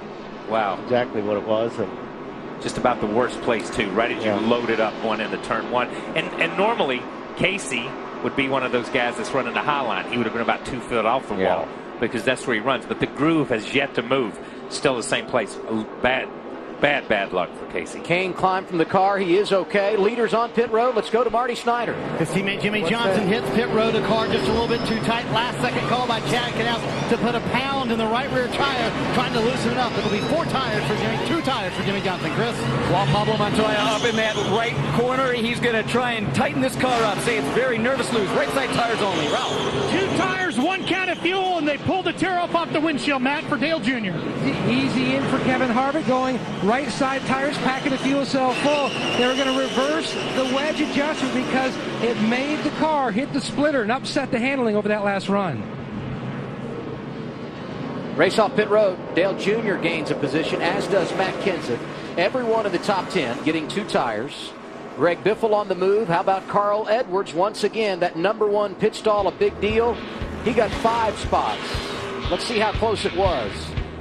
Dale Jr., Matt Kenseth, Greg Biffle. We'll reset the field when we come back. Just past halfway in the Irish Hills of Michigan. Michigan International Speedway hosting round 15 for the Sprint Cup Series. Under caution for the 6th time today. 106 of 200 laps complete. On track. Bobby Labonte goes around, hammered by Jeff Gordon. They're done for the day. Scored in 42nd and 43rd. Kurt Busch, strong car, led 21 laps, running 4th here when he spins off of turn 2. Kurt also spending a number of laps on the pit lane. The fans loving this. And lapping Jr. back on point. Now he would stay out front for a handful of laps, but eventually lost the race lead to his teammate Casey Kane. The driver of the 5 had built up a 3.6-second advantage, and then moments ago, the reason why we are under caution right now, right front tire, Kane hard into the wall. The machine caught on fire. Kane was able to get out okay, but unfortunately, the disappointment for Kane continues. He's gone from 8th to 12th in the standings. He's now 13th, 6 out of the top 10. NASCAR on TNT, live at Michigan. Casey Kane's car has been taken to the garage. He is the reason for our 6th caution of the afternoon, and this is one scary time if you're a race car driver. Yeah, you can see the car's on fire. Casey's going to get out of there as quick as he can. And then he reached back in and extinguished it himself, did he not? Yeah, it looked like right here he goes in. You have to pull like a pin, but that's the fire extinguisher going off. And then you'll see, there comes the fluid running out from underneath the car. And just to clean up something from before we went to break, he has now dropped 5 positions in the points today, going from 8th to 13th. Still not too far outside the top 10, but this team's got a lot of work to do. The good news for them, they have a victory at Bristol earlier this year, so they would still put themselves in wild card position. Joey Logano is now up to 11th in points, and Tony Stewart, who already has that victory from Dover, is 12th, but only 5 out of the top 10. Menard back in the top 10. Yep, but Logano, like you said, I mean, that's +5 right now. Where he's running right now, that's a big jump. That's huge. So you think about the last couple of weeks for Casey Kane. Had the problems early at Pocono, didn't even complete a green flag lap, and today, dominating car, nothing to show for it. Back to Michigan with a green flag after this on TNT. Get Michigan live on TNT, the Team Stream app. Help sports fans get their news first. Download Team Stream from the App Store or Google Play and stay in the know. Get Team Stream from Bleacher Report. Going to get the green flag with 112 laps complete. A.J. Allmendinger got the free pass under caution. He is 29th, driving that 47 car today for JTG Doherty Racing. 5 cars took the wave around under this caution. Dale Earnhardt Jr., the race leader, second time he's been out front today. He's led a total of 18 laps. Matt Kenseth, Greg Biffle, Joey Logano, Carl Edwards, the top 5. Truex, Johnson, Kyle Busch, Montoya, Kevin Harvick make up the top 10. Junior, as the leader, has done all day long, selecting the outside lane for the restart. We had a big mess last time we went green. Let's see what happens here.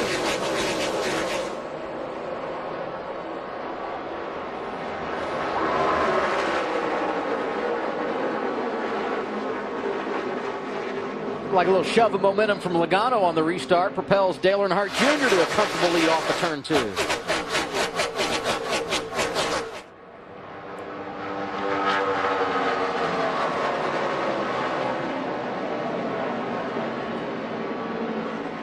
Wow. That 48 car drove down in there under the 29 and 18 all on the entrance to the corner. That was impressive. Yeah, you talked about the 18 there, Kyle. Kyle's been kind of missing lately, but he's worked his way back into a pretty good spot right now, sitting in 8th position.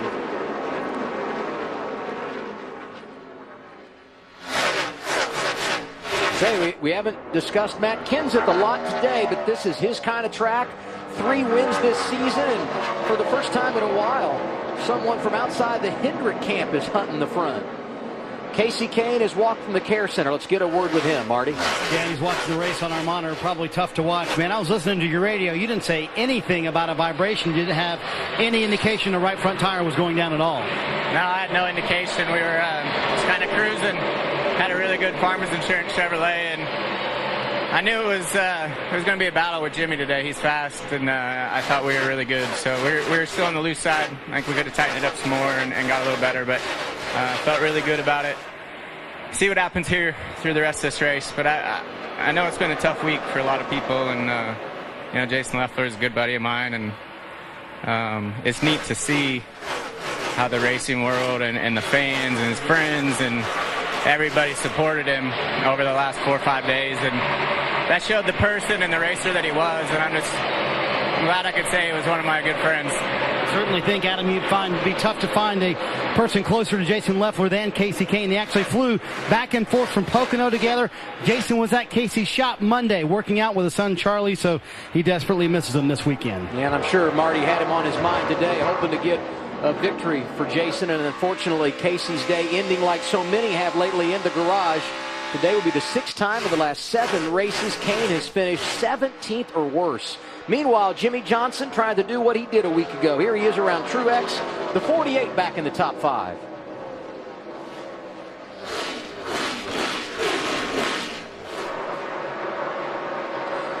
Junior's pulled away from Kenseth now, leading by just over a second. Logano is settled in third. Then you've got Biffle and the aforementioned Jimmy Johnson here. Yeah, I know people get tired of us talking about Jimmy, but what he does and what he's doing out there right now is impressive. We were talking about Casey. What Casey was doing is impressive, just rotating through the middle. And he's coming back through these cars and passing these guys like they're lap traffic. He's running them down for third, fourth, fifth for position like they're lap traffic. Junior's got clean air. He's out front and leading this thing, but it is amazing to watch this for you. And he needs to go. Yeah, he needs to go now. Junior. You need to put that gap. You need to get that gap because he's coming. Still a long way to go. Over 80 laps remaining in this one as you see the battle by a couple of Fords here. Greg Biffle, Joey Logano going after it. And there's the distance for Dale Jr. Last time around, 1.7 seconds the advantage for the 88. Thought on that restart Kenseth might have something for him. That's not the case, though. As Kyle pointed out, Junior loving the clean air, as all of our race leaders have today. It's certainly been a huge advantage. How they feeling about it, Ralph? Well, he's pretty quiet on the radio, which means he's very happy with it. All he said was one very short, feels great right now. He's up front, he's got clean air, and he's putting in really good lap times.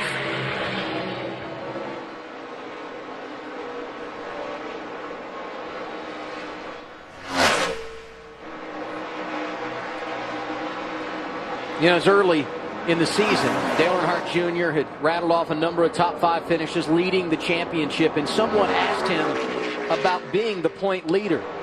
He shrugged it off. So this is not the time to be leading the championship. Then he went through a period where they were struggling, not running great, certainly not having good finishes, mainly because of mechanical issues. He kind of shrugged that off too. So we got to get better, but it's early in the season. This is a guy that has gone through an incredible transformation in regard to maturity, and I think he has really got things lined out at this stage in his career. Well, he certainly has things lined out at this racetrack. For whatever reason, when they come here, he is always very, very fast, really good here. I mean, they got him in a good situation being out front, but he's fast right now. He's clicking off really, really good laps. Now, Jimmy Johnson is probably as good, if not a little bit faster than Earnhardt right now. But Junior's got the track position. Yeah, got track position. And, you talk about Junior, in his own words, he said, yeah, we had a great start to the season. Yes, we were leading the points. Yes, we've had some mechanical failures, but we've got to win races. That's what's going to make us a championship caliber team.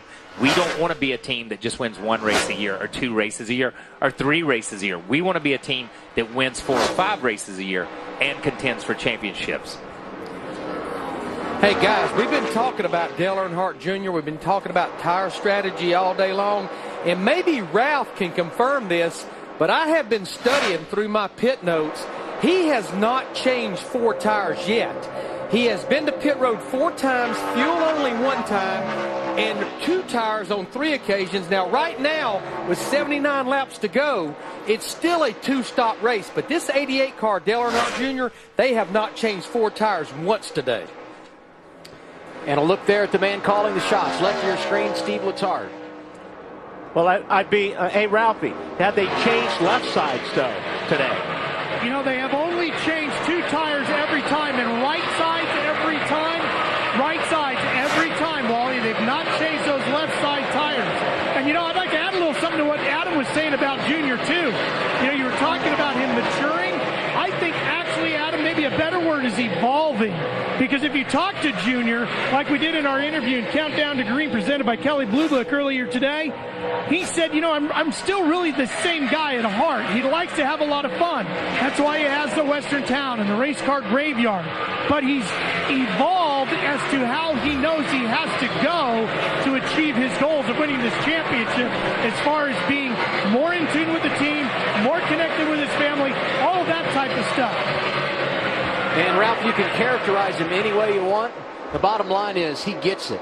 And that will be a huge asset as he tries to win his first title. And perhaps today, a win would be the first step. At Michigan, and more problems for Hendrick Motorsports. First, Kane leading, hits the wall after losing a tire, and now Dale Earnhardt Jr. falling back. He's given up the race lead to Jimmy Johnson. Greg Biffle has gone by for second, and the problem's just beginning for the 88. Yeah, once a cylinder goes down, like this, if it's not a box or something like that, I mean, you're done.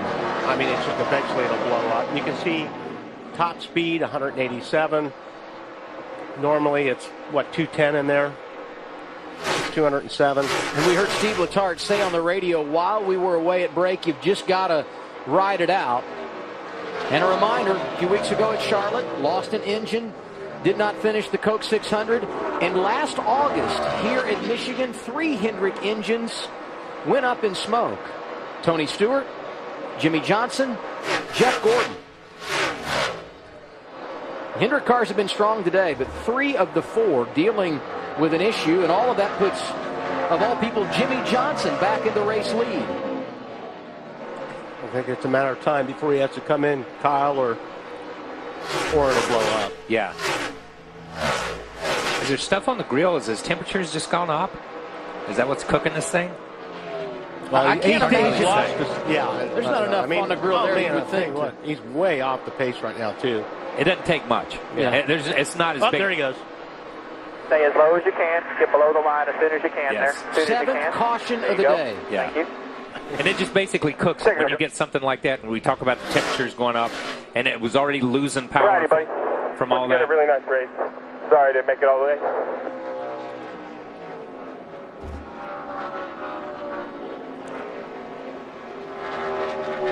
You see the debris there that Kyle was referring to, middle of the grill.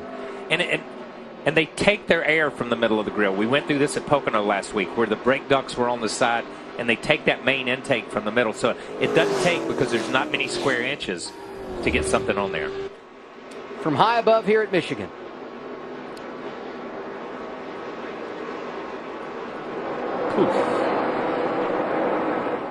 See Harvick and Edwards scattering to the outside. They didn't want to be in the wrong place when that thing let go. And either slip up in the oil or... And that might have put down a little oil. You saw that thing kind of wiggle when he was trying to turn it down to the inside. It kind of wiggled back and forth a little bit. Steve Letarte knew it was coming. Still frustration.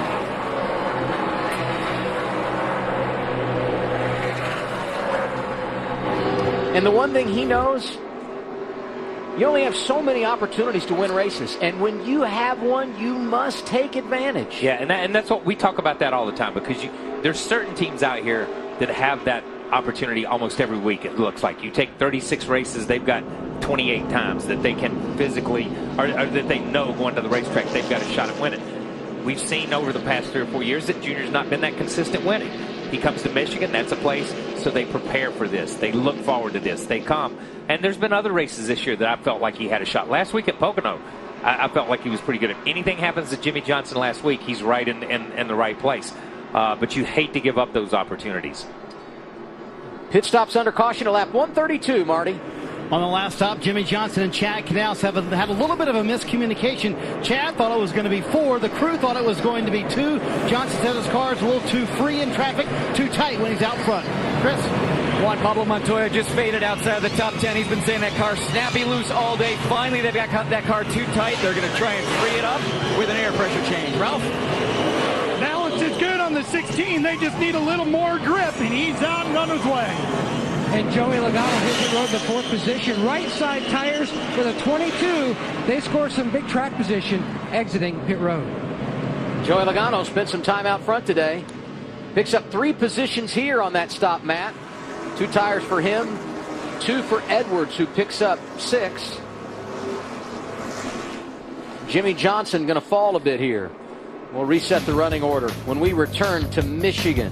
Joey Logano, the first one off the pit lane in the Quicken Loans 400. Round 2 of the Summer Series. NASCAR on TNT in Brooklyn, Michigan. Happy Father's Day, and good to have you along for the ride on a gorgeous Sunday afternoon. Been a fun race to watch.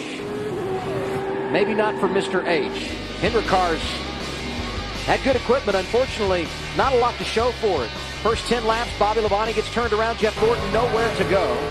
Gordon right now scored in 42nd. Jimmy Johnson was 36th. Rallied to the front, got the race lead from Jamie McMurray. Serving notice, he came to play. Later on, Dale Jr. able to win the battle off pit road. He spent some time at the front. then Casey Kane took it away on a long green flag run.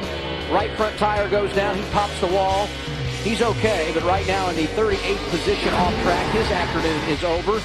And then just a few laps to go.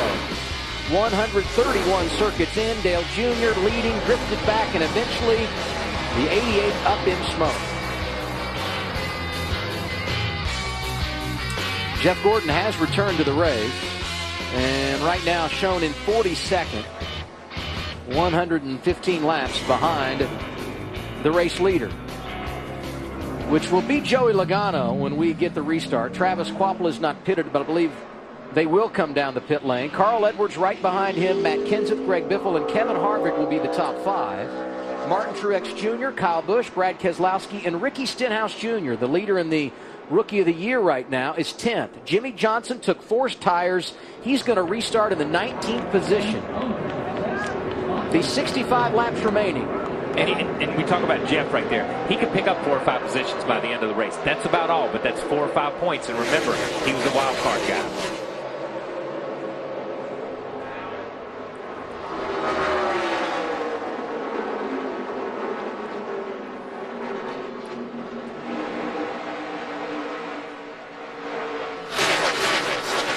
Harvick got down in the stage right just a little bit and lost a few positions right there.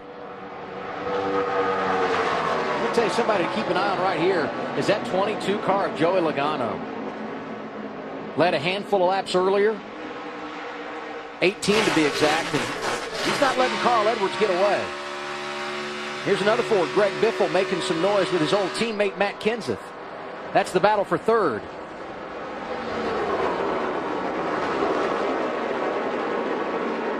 Harvick, top 10 in 5 of the last 6 races, couple of wins, and he spent a lot of time in the top 10 today. Jamie Murray right there on his outside spent a lot of time leading this thing early in the race. And someone else we've not spent a lot of time talking about, but has been solid really all weekend long, is Martin Truex Jr., who right now is 5th in that 56 car. A little bit of distance back from Greg Biffle there. You see Stenhouse Jr. hanging pretty tough on the outside of Harvick right there. Stenhouse in the 17 car. What about that 16, Ralph? Well, on that last pit stop, as he was exiting out of his pit stall, there was a little bit of contact with the car next door, which would be the 36 being driven by J.J. Yaley here today. Things pretty tight in that corner, and had crew chief Matt Pusha very concerned about the right front corner of the car, and not happy at all for the crew chief in the other stall. And now we send it down to Marty Snyder. Reaction from Dale Jr., who lost an engine. Yeah, standing here watching the race. And is there any more frustrating feeling in racing, Junior, than to be out front with a car like that and an engine let go? Oh, yeah. Running the back and the engine lets go. A lot more. That's worse, isn't it? That is worse.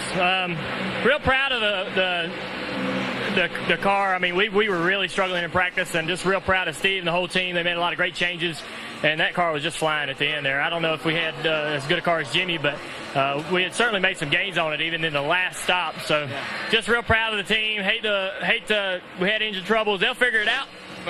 We'll get it sorted, and we'll be able to come back here and expect to run strong again. I just hate it. We work the Hendrick Motorsports. They work harder than anybody in the business. They're the best company in the business, and we ought to be out there running up front still, but we'll get them next week. Rough day for Hendrick Motorsports, but Junior knows they served a message today. They were fast here at Michigan. And Marty, 4th to 7th in the championship for Dale Earnhardt Jr. after losing the power plant. Carl Edwards with an 0.8 of a second advantage over Joey Logano. Those both driving Fords, and right behind him the Toyota of Matt Kenseth, Larry. Yeah, if you remember in our countdown to green, Marty Snyder and I did our Kelley Blue Book Insider analysis, and the storylines were, let's follow the Ford drivers. They've always been so strong here at Michigan, and then look at the Toyota drivers because of what happened at Pocono with pulling the power back. And right now, guys, I look at the top 7, and all I see are Toyotas and Ford drivers. In fact, only 2 Chevrolet drivers in the top 10 right now, McMurray in 8 and Harvick in 10. And last week at Pocono, Larry, the first time all season long that a Toyota had not finished in the top 5 and did not lead a lap, and they failed to finish inside the top 5 here at Michigan in both races in 2012.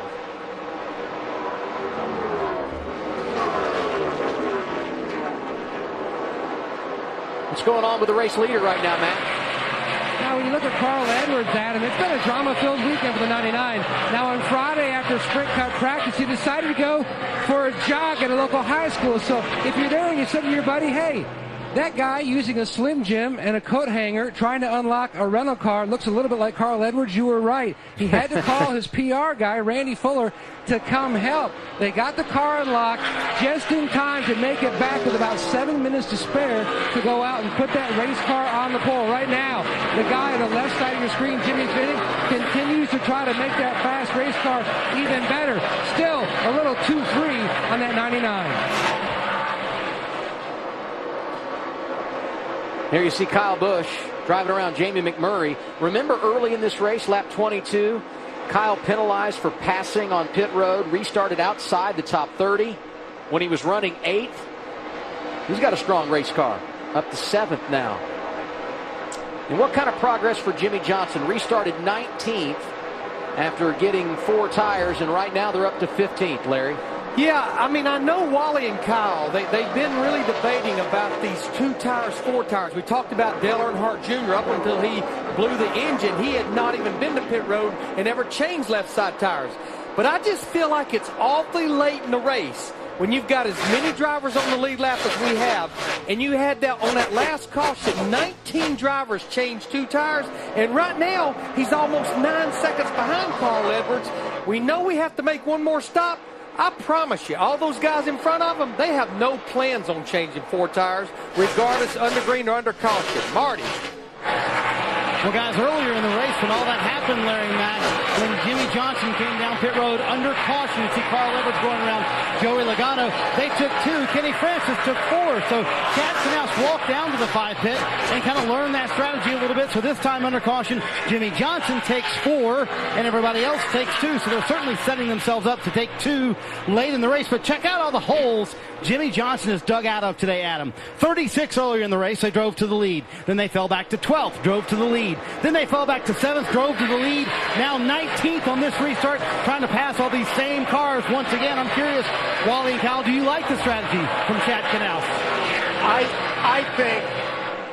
I think that, Larry, I believe the 48 buried these guys on that strategy. That's just what I think. I think taking the fresh tires, everybody's got to pit again, and these guys have to take less than everybody else. Not to mention everybody's going to have 100 laps on their left side tires. I just think I think this was the right call for the 48. When he went around Montoya, that was for 14. Long way to go, and things getting good at the front. Edwards, Logano, and Biffle, 1, 2, 3. We'll watch that battle when we continue from Michigan. Teammates going at it at the front. Greg Biffle driving to the inside of Carl Edwards. Makes it stick in turn 1. New leader with 50 laps to go at Michigan. It is the Biff.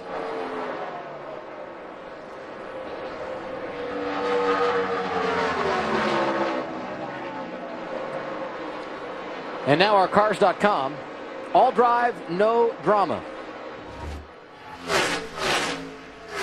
Talk about Carl Edwards. Average finish at Michigan, 8.2. Best of any driver.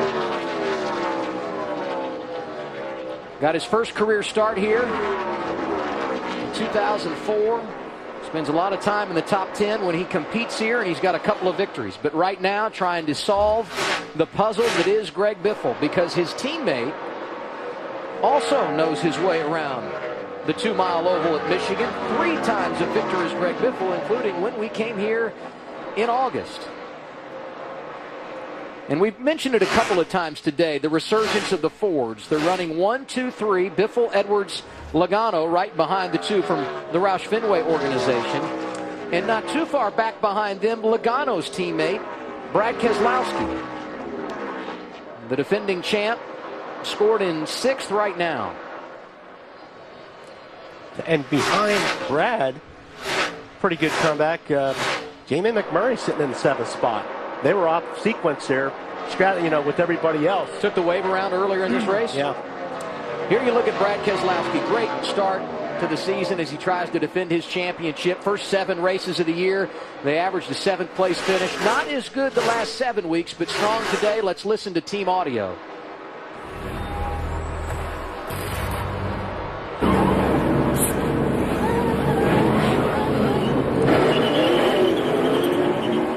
kind of gouged him a little bit there unintentionally, so my bad. All good, man. He said he saw it, understood. You'll still get a Christmas card.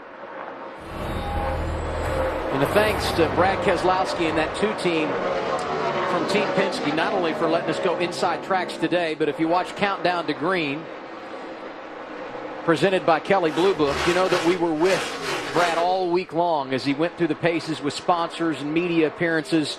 It's great to get that behind-the-scenes look, and we thank Brad for giving us the opportunity to do just that.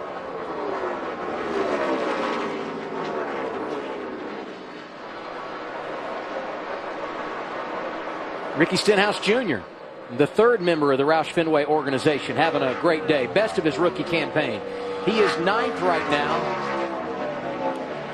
And running in between he and the race leader, the 99 of Carl Edwards. What's up there? Adam, during the Countdown to Green at Pocono, Larry Mack talked about the new Gen 6 Ford and all the positives, but the one slight negative, it tended to get a lot of debris on the front fascia and the grill area of this car, and that's what the Fords have had an issue with today. Carl Edwards says his temperatures are rising. He was hoping his teammate Greg Biffle could back up to him to try to help change the air on the front and get that debris off, but Greg has checked out. And also the same issue is a concern on the 22 of Joey Logano. He too is running warm.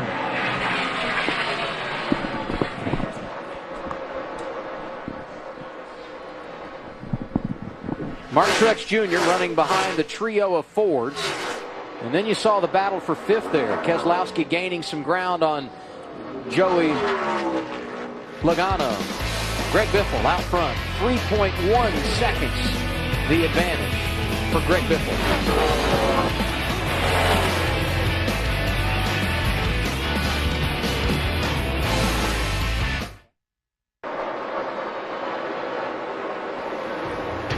.40 laps remaining in the Quicken Loans 400 at Michigan International Speedway. Greg Biffle, the race leader, 3.7 seconds in front of his teammate Carl Edwards. Joey Logano, Martin Truex Jr., Matt Kenseth, the top 5. Let's go through the field, brought to you by McDonald's. Ralph Shaheen up first. Greg Biffle in the lead, would sure like to bring home Ford's 1,000th win in NASCAR competition today. He says for the most part the car is driving a little loose, not too bad. He's going to pit within about 10 laps to go, and he wants to make sure they clean the grill. Take a really good look at him, Matt. And both are using the Roush Yates engine package. That's the 99 of Carl Edwards and the 22 of Joey Logano. Now they're going to try to work together, both experiencing the same high temperature issue. They're also talking about possibly bringing the 99 to pit road. But right now, Logano, his temperature climbing as well. His car more on the tighter side. Ralph. Well, the 56 of Martin Truex Jr. has been running pretty good today. He was really good on old tires early on. Right now, the car's been getting a little bit too tight, Matt. Ralph, Matt Kenseth has been hanging on the top 10 all day long, and he doesn't feel very well. Woke up a little sick this morning. This is the same car they won with at Kansas, same tire they ran at Kansas. But as Jason Ratcliffe told me, we're not in Kansas anymore. The car just a little bit too loose for Matt right now. Matt? Brad Keselowski documented in our Countdown to Green just how important not only a great run, but a win would be here at Michigan International Speedway. Right now, he's running in the 2nd position. Since the car a little more on the tighter side through the center. The 18 of Kyle Busch, they have made so many changes through this race, just trying to get the car to tighten up on entry. It's better, Marty. Matt, Jimmy Johnson has led so many laps at this racetrack and has never been able to win at this racetrack. They're hoping they can find the way to the front today. Here's what the team said on the radio. We can do this, Phil. We can do this. That time is the same as the leader right there. We can do it. I know he's got the car. I just got to get there. And he's running out of time to get there. He said on the radio a moment ago, the car much better through 3 and 4. He's wanting to check this Michigan box off very soon, Chris. Jamie Mack, the second of the Chevrolets out there. He was up front early on in this race, but then he had to pit off sequence on lap 69, a green flag pit stop, so they lost a lot of track position. He's been working hard, getting that car back up front all day long. Right now, the one car a little bit loose. Matt? Ricky Stenhouse, Carl Edwards' teammate, has already hit pit road. Now Edwards on. Huge track bar adjustment for the 99. This will be 4 tires, and they will be able to make it to the finish from here. He's away. And he took and the 29. I'm sorry, Adam. No, I was just going to say, Matt, it took 4 tires is 14 seconds. So it's going to be interesting to see how long Jimmy Johnson's pit stop will be, because he's not going to take 4. And the 29 of Kevin Harvick, his car is now swung way back to the free side. He just keeps telling his team, loose, loose, loose. Big adjustment coming for Harvick. Harvick's teammate Paul Menard is in. Chris? And Paul Menard all race long has been dealing with a splitter that's been too high. They've been pulling Packers out of that right front for the majority of the race. Finally, they got the front end of that car to grip. Now they're going to try and get a little bit more grip at the back end with a track bar change. Ralph? Waiting for the 16 of the leader, Greg Biffle, to make his way to pit lane. They're asking him not to slide the tires. Let's see if they change them. Here he comes. How does that grill look? Does he have damage up there? They cleaned the grill. No significant damage. Right side tires going on. 1 can of fuel. There's 2. That should be time for 4 tires if they want them. They don't. Just 2 as the caution comes out. Jamie McMurray blows a right front tire. Pit 4. So the drivers that had come down pit road, Greg Biffle had made a stop, so had Carl Edwards. The free pass will go to Carl Edwards. He is the first one a lap down. And you got Menard came in, right? Montoya. Menard had made a pit stop. Yep, Montoya had been in. Right now, Jimmy Johnson being scored in 5th. The caution is what he needed to tighten up the field. Well, sure. But the fact that he got the caution and Biffle and Edwards may be out of sequence here because they got caught on pit road could be even bigger for the 48. I don't think it's going to be as big an issue for Biffle because I don't think he got lapped. But for Carl's going to have to go around, start at the back, and get the wave around. See Menard coming off pit road, but left of your screen. The reason for the caution, our 8th one of the day. That thing blew in the middle of the straightaway when you look at it right there. He's all the way up on the straightaway when that thing just passed the start-finish line at the and exit the pit road. And he was running 7th. Would have been a great day for them.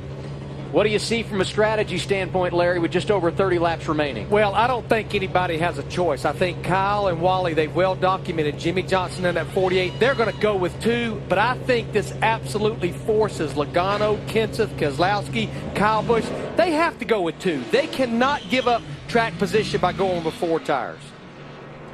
Jimmy Johnson was over 10 seconds behind Greg Biffle before that cycle of pit stops began. And it was going to be really hard for him to get there. A lot of strategy to be played out. Here they come, Marty. Matt Kenseth comes to pit road, and he said, I really need 4 tires, but I'm going to leave it up to you. Talking to his crew chief, Jason Ratcliffe, they also know they need 2 to be able to stay up with everybody else. Jimmy Johnson to the top left of your screen. You can expect 2 tires here. That's what we've talked about all day long for Jimmy Johnson, trying to get that track position. As you see top right, it was just 2 for Matt Kenseth and a long stop for Jimmy Johnson. Tony Stewart is in. He's going to make a chassis adjustment on the right rear. 2 tires and 1 can of fuel, Matt. One of the best cars at Fontana was Joey Logano. A great car here again today. 4 tires now for Logano. Solid stop. He hit pit road as the leader. Yeah, Matt, Logano had taken the lead in that cycle of green flag pit stops. And the race off pit road, Kenseth out first. He, Brad Keselowski, Tony Stewart, Ryan Newman, Kyle Busch all take 2 tires. Johnson lost 3 spots despite taking 2. We will reset the running order after a break on TNT. 30 laps to go at Michigan. Under caution for the 8th time today. Everyone on pit road, virtually everyone, a few had made pit stops under green prior to the caution. And you made some observations about both Matt Kenseth and Jimmy Johnson, Wally. Well, I couldn't believe how many cars beat Jimmy Johnson out of the pits. But if you watch, 48 car takes 2 cans of fuel. Kenseth only takes 1, not even 1. So it's just interesting to see if these guys have enough fuel that took 1 can. Now let's listen to what they were saying on the 48 radio. It's not going to hurt. It's not going to hurt at all, but we should be good. Of course, yeah, I mean, we should be fine. I just don't see how those other guys are going to do it. 20 could have only taken 1 can of fuel.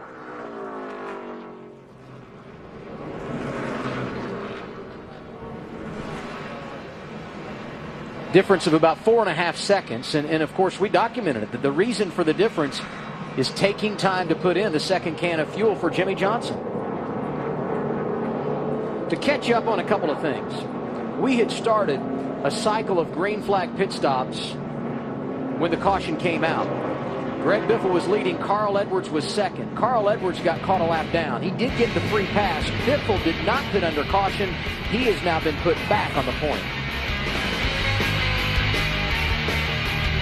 Test to the NASCAR Sprint Cup Series with a free NASCAR Mobile 13 app and truly unlimited data on the Sprint network. Top speed today, 219 miles per hour. Eric Almirola, the leader in that category. Learn more at sprint.com/speed. 5 waiver rounds here. Getting back on the lead lap, Ricky Stenhouse Jr., Paul Menard, and Juan Pablo Montoya. Larry, we heard Kyle and Wally talking about what we just saw on pit road from the 48 and 20. What are your observations? Well, I probably don't question anything right there that Chad Knaus, Jimmy Johnson, and that 48 team did.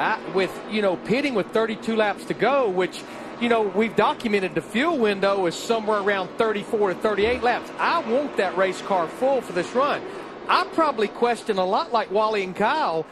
That 20 car, Matt Kenseth, is he full enough to go to the end? And remember, not that green-white checkers are in abundance at Michigan, but we did have one back in 2008. So I'm a little questionable. These cautions are obviously helping them because it's 2-to-1 ratio, green to caution. But boy, they've got to be awfully close on fuel to make it to the end. And anytime you get a caution that comes out in the middle of a cycle of stops, it really shakes up the lineup. We documented the circumstance with Greg Biffle and Carl Edwards, who were running 1-2, and how it worked for them. Biffle leading. Carl Edwards now finds himself 24th. Truex in the top 5. Harvick is 3rd. Kenseth is there. So is Brad Keselowski. Tony Stewart up to 6th. And Clint Boyer, who had all those problems early, finds himself in the top 10. Clint's done a great job because Kyle and I were earlier after that first lap deal, those guys were out to lunch. They were Yes, jumped. they were. So those guys have done a great job to get back in the top 10. And don't forget, 48's run out of fuel here before. Yeah. I'm sure that's on their mind. They want to make sure that doesn't happen again. Jimmy restarting 10th. We'll keep our eye on him. Greg Biffle gets away as the green goes back in the air. Everybody's going to get a little bit more greedier, too, on these restarts now with 27 laps to go. Oh, Harvick really slid up the racetrack there. Oh, and Kenseth is hanging it out. It was almost in the wall back there. He did go sideways. Yeah, he may have tagged the wall because we just lost everything. Either that or he's out of fuel. Yeah. No, just kidding. That's it. Not this soon. Wow. Starting to dig in, trying to get it back outside of Almirola. Look at Greg Biffle stretching it out. Yeah, he's loving that. And Jimmy Johnson is making some ground up there as well. He's up to 9th already. Harvick outside of Truex, that's for 2nd. Here comes Tony Stewart trying to make a late race rally. Keselowski hanging in there. Kyle Busch in the mix. And that's another thing about that Tony Stewart team. Well, when they have to roll out that backup after that first practice, they weren't that good. I thought, man, these guys are going to be in trouble. Boy, they have turned that thing around. They've done a great job. Jimmy Johnson's had issues a couple of different occasions today, but now he's coming to the front. Boyer trying to catch a draft as they cross the start-finish line. Matt Kenseth 11th. Watch what happened off turn 2 on the restart. And that was just a little bit high, that's all. Man! He saved that thing twice. This would be a fun shot. The onboard camera for Matt Kenseth. Wish we had a driver's shot of him. You know what? I think he saw the 55 drifting up a little bit. He went to give him some room and put himself in the gray area. Yeah, put himself in a bad place on the racetrack. But you see how momentum. I mean, he jumps out of that thing for what seemed like a second. And 10 cars seemed like drive past him. Went from 3rd to 13th and is now 10th, working over Joey Logano. Haven't talked a lot about Mark Martin today. 5-time winner here. He's knocking on the door of the top 10.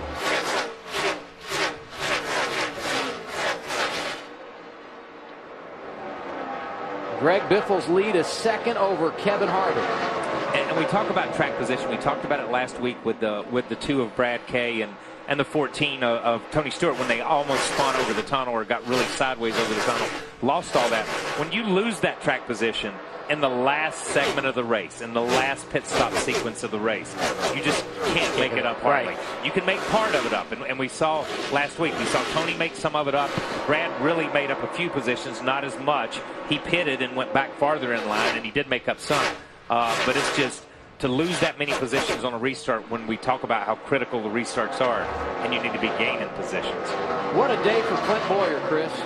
Yeah, very hard-earned 8th place right now. You can see up on that right front corner, he's got that fender cap up there from the contact with the 21 early in this race that sent them way back into really the tail end of the pack, and they've been working their way forward all day long. But aerodynamics so important here at Michigan. That car not as fast as the lead group. A little bit tight all the way through the corner.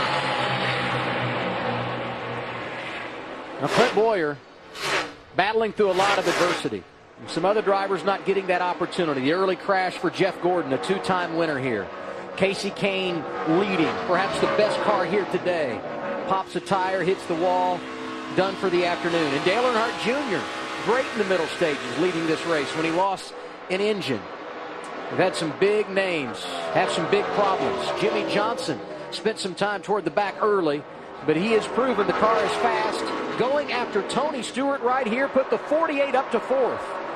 And here comes Brad Keselowski. These 3 drivers have combined to win, I think, the last 9 championships if you add them all together.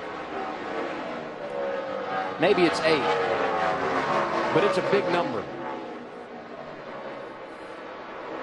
You know, Brad's recovered pretty nice. We've not really talked about him. He's hovered there 7th, 8th, 9th all day long. Not really talked a lot about Tony. But here they are. Their strategy played out to put them in that position late in the race to be able to have a solid finish. As you watch these two battle inside the top 10, you notice Keselowski behind the wheel of a Ford. They have had a nice resurgence today.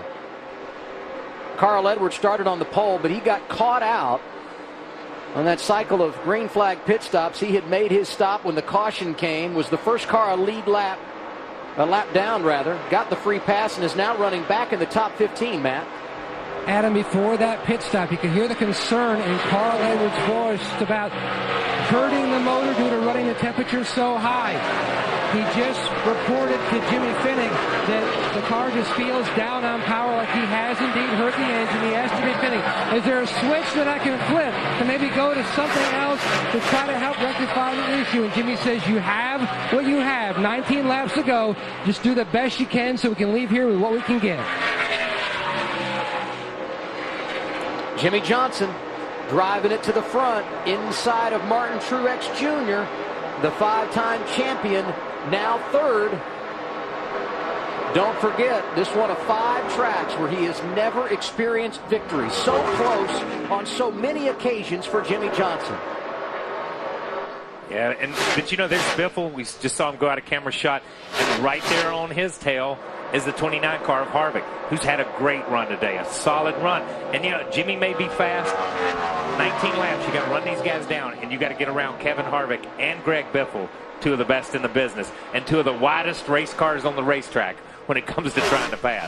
Jimmy 2.9 seconds behind the leader, Marty.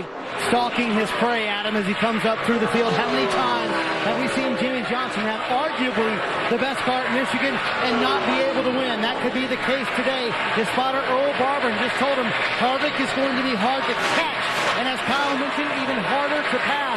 I think at this point, I don't know if you guys agree or not, 48 might need a caution if they're going to pull this win off. But if Harvick and Biffle start racing each other, Johnson's going to close that gap up in a hurry. Instantly. Yeah. The best thing that can happen for Jimmy is Harvick to start giving Biffle some problems. Absolutely. And here's the difference between 1st and 2nd. At the line, Biffle and Harvick, the separation 0.6 of a second. Jimmy now 2.4 behind. 16 laps remaining. Last week at Pocono, a bit of a role reversal. Jimmy Johnson leading the race. Greg Biffle trying to run him down. Jimmy's picking up, 0.3 of a second a lap. He'll get there if he keeps up this pace. Yeah, he was in that camera shot. He hadn't been in the camera shot before. But, you know, where these guys are running, you're right. If these 2 guys could get side by side, then Jimmy's all over. But, you know, it's just going to be one of those deals. Catch these guys, and is Jimmy's car still driving at this stage in the race good enough to do what we saw him do earlier? Just turn left like the 5 car of Casey Kane and just pass these guys inside or out wherever he felt comfortable. You know what? I think tire-wise, he's probably the best of the bunch right now. Yes. I would agree with that. I would agree with where he's at right now, that the left sides are just in there and just exactly where they need to be, in the heart of where they need to be, and the right sides have come in by now. And let's give a call to to Kevin Harvick, who's in between Biffle and Johnson. He's won twice in the last 6 weeks. I mean, this is a team that has really put a nice package together in the middle stages of the regular season. Yeah, you know, normally don't even really mention Harvick's name until we get to this part of the race, and he's always going to be sitting there, you know, for the win. Championship implications. Greg Biffle, leading today, has jumped up to 8th in points. But a win would be huge to help solidify a spot in the chase. Kevin Harvick, running second, has won twice. A win for him would put him on a level playing field with Matt Kenseth and Jimmy Johnson, who have won 3 times this season. And if Johnson can win, he would set himself atop the board with 4 victories on the campaign. Ralph? Well, Adam, it's just nothing but lap times and encouragement from the spotter to driver Greg Biffle as he's focused on breaking out the laps. However, the pressure building down here on pit lane with Ford versus Chevy in the closing laps. All of the key Ford executives have gathered around the monitors here in Biffle's pits, including Jamie Allison, Director of Ford Motorsports for North America. You think this isn't big? It's huge to those guys. The battle for Detroit is on in the closing laps.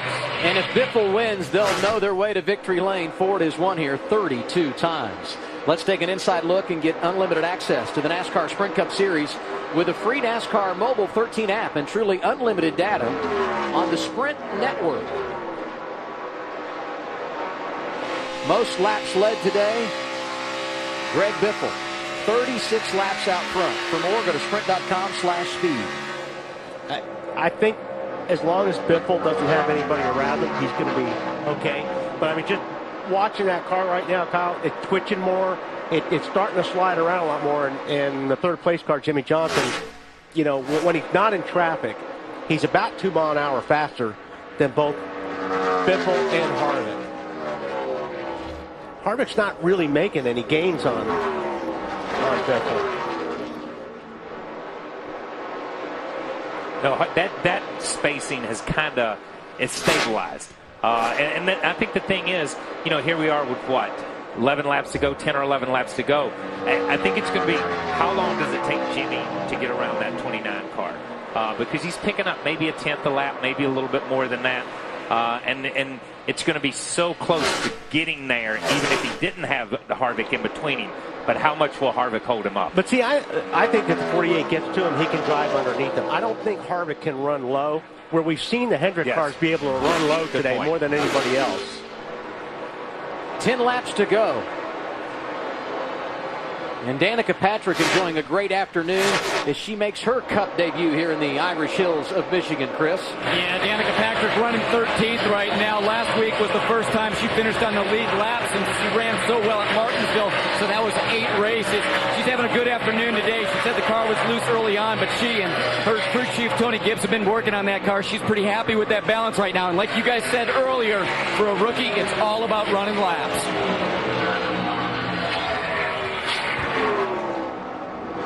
He didn't waste a lot of time getting around that 29. You know, I agree. Got down in 3, rotated, and just took the line away. And then as you see him go to the inside of the racetrack, that's to break that side draft and get back up in front of the 29 I'm car. sorry, I don't know if he's got enough time to get to Biffle now, but I think if he gets to him, Biffle's in trouble. Hey, guys, what a difference a week makes. Who was chasing who about 7 days ago at Pocono? I believe it was reversed where the top two's at right now, isn't it? Yeah, I think it was reversed last time, but the 16 said, I'm doing all I can. I don't think Jimmy's saying I'm doing all I can right now. 8 laps to go. The advantage for Biffle, 1.6 seconds. You think about the career for Greg. Won a Truck Series championship driving for Jack Roush. Made the step up to the Nationwide Series, where he also delivered a title to the Cat in the Hat. But he's been shut out when it comes to the big trophy at NASCAR's top level. Took a big step last week in regard to the championship, getting back into the top 10 in the standings, and certainly would further his title foundation today if he can get his first win of the year. Think back to last August, 8 laps to go. Jimmy Johnson was leading. Greg Biffle was running second. Johnson had the problems that opened the door for the 16. Let's look back. Greg had a great race car, so many times he's come up here and led a bunch of laps. See him moving through the field here, passing Brad Keselowski. Brad eventually finished second to Greg, who on that Sunday afternoon got his 3rd win at Michigan. That's a 4th of the wins.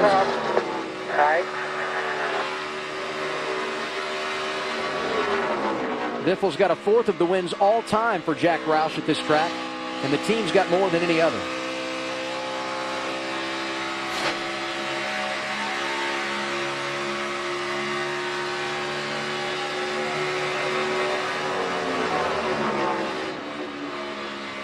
Looks awfully smooth. Picking the throttle up, pretty early. Yeah, really early. Really early. Pretty steady in it. You don't hear him feathering it. You don't hear him coming out of it. And where earlier the 48 was gaining on him a lot, not so much right now. Yes. It's kind of stabilized. 1.3 seconds with 5 laps to go. Well, I'll tell you, Biffle said, if this track goes my way, we've got a good piece. And obviously, whatever that meant, it went his way. Radiator help. Okay.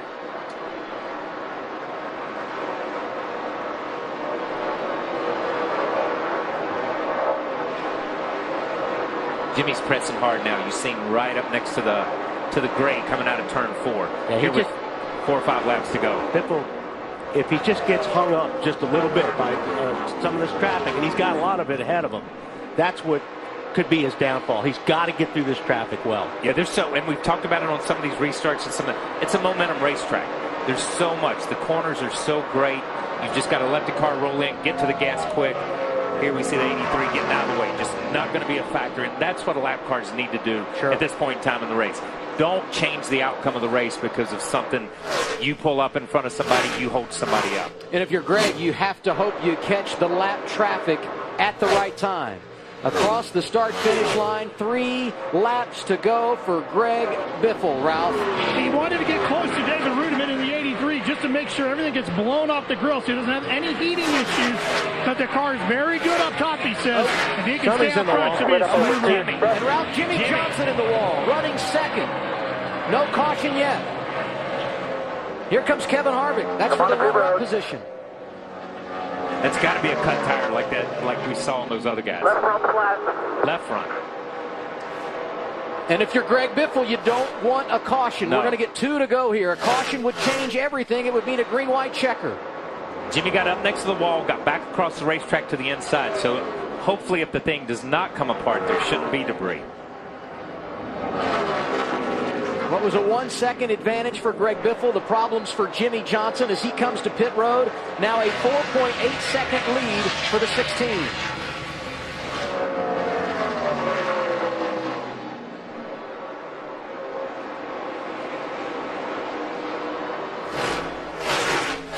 All 4 Hendrick cars having problems today. It's opened the door for a Ford. Greg Biffle gets the white flag. 1 more lap to his first win of the year.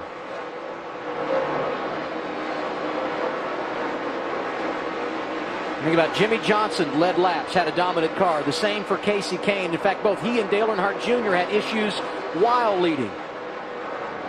The cat in the hat feeling good. 12 times he has won here at Michigan. You know that was a big relief when he heard that over the radio. It's like, okay, I could breathe now. I got 3 laps, I could breathe.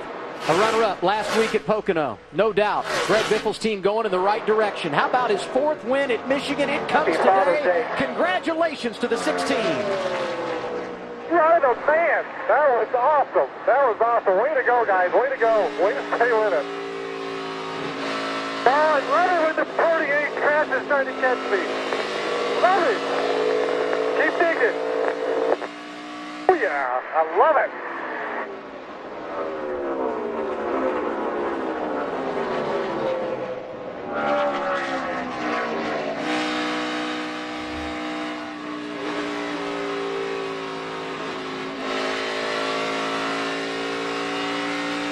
back-to-back wins. Here at Michigan, Greg Biffle gets the checkered flag in the Quicken Loans 400. Kevin Harvick ends up second. Truex, Kyle Busch, Tony Stewart, the top 5, and Brad Keselowski out of gas. Out of gas. Was running 5th, I think 4th or 5th there on the last lap, and ends up 12th. Runs out of gas at the ends. We talked about the gas issues with the 20. No issues with any of those guys, but guys we didn't see that obviously had an issue.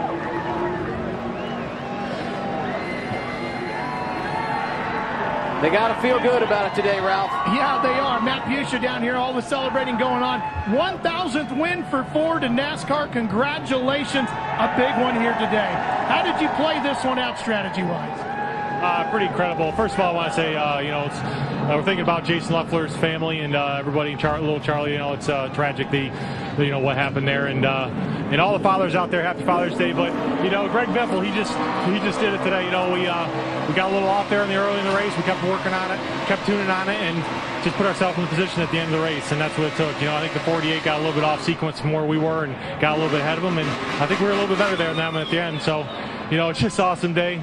I can't say enough about these guys. We've been working really hard, and with a 1,000th win for Ford, that's pretty incredible. Go celebrate. Thank you. Greg Biffle went back-to-back here in 2004 and 2005. Today, the second time. He's won 2 in a row. He's got the checkered flag in the Irish Hills this afternoon. Welcome back to Brooklyn, Michigan. It is the NASCAR on TNT post-race show. Greg Biffle lighting him up. He was able to get it done today at Michigan, and how about that celebration? Nothing like a victory. They are hard to come by in the Sprint Cup Series. Let's go down to Matt Yoakum in victory lane.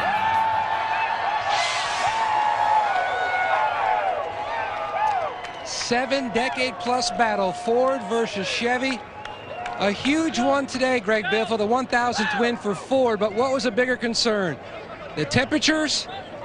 Little Emma coming in, the temperatures or the 48 closing in? It was both, temperatures and the 48. We knew the 48 was really fast. And, I want to say happy Father's Day to my father's out there watching, hopefully, and mom and brother. More importantly, happy Father's Day to little Charlie. We're thinking about you. And Emma's first victory lane on Father's Day. I can't be more proud. And 1,000 wins for Ford. Pretty exciting in NASCAR. And to get the 3 and Ford Fusion American Dental, give kids a smile. Hopefully we gave some kids a smile this weekend, but I was really worried about that 48. He'd been pretty fast, but when this thing got in clean air, it was all over. A lot of smiles by a lot of kids all over from your performance, not only this week, but last week. It seems like this team has really turned the corner. Yeah, it really has. It's all hard work from these guys, and everybody's working really hard, and we still got a little bit to do on our cars when we're back in traffic, but once we get out front, like Pocono last week, we think we're pretty good. We just need to work on our cars a little bit. And, boy, it's not for a lack of effort. I'm sure excited. Valvoline and Sprint, thank the fans, Coke, everybody. This is really exciting for me. Second last week at Pocono, a win this week at Michigan. And Marty, he's got already an entry into the 2014 Sprint All-Star race. Happy Father's Day to Kevin Harvick, who comes home second today. And you were telling me a vibration at the end, so you kind of had to back it down. Is that correct?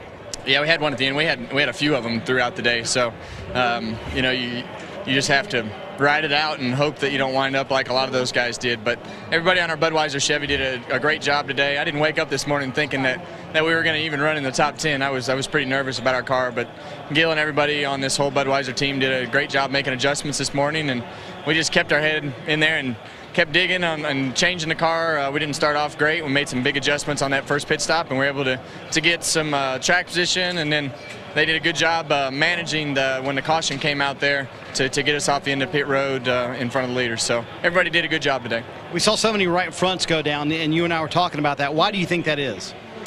Well, it's just there's a lack of grip, with this particular tire on this particular track, and you got really high speed, so you have to do everything you can do to get your car planted in the racetrack, and when you do that, it's going to build some heat and harder on the tire, and you have some issues sometimes. So it's just a fine line. We're always on the conservative side on camber and a lot of things, so I'm glad for that. That makes it 3 straight top 10s for Happy Harvick. Ralph?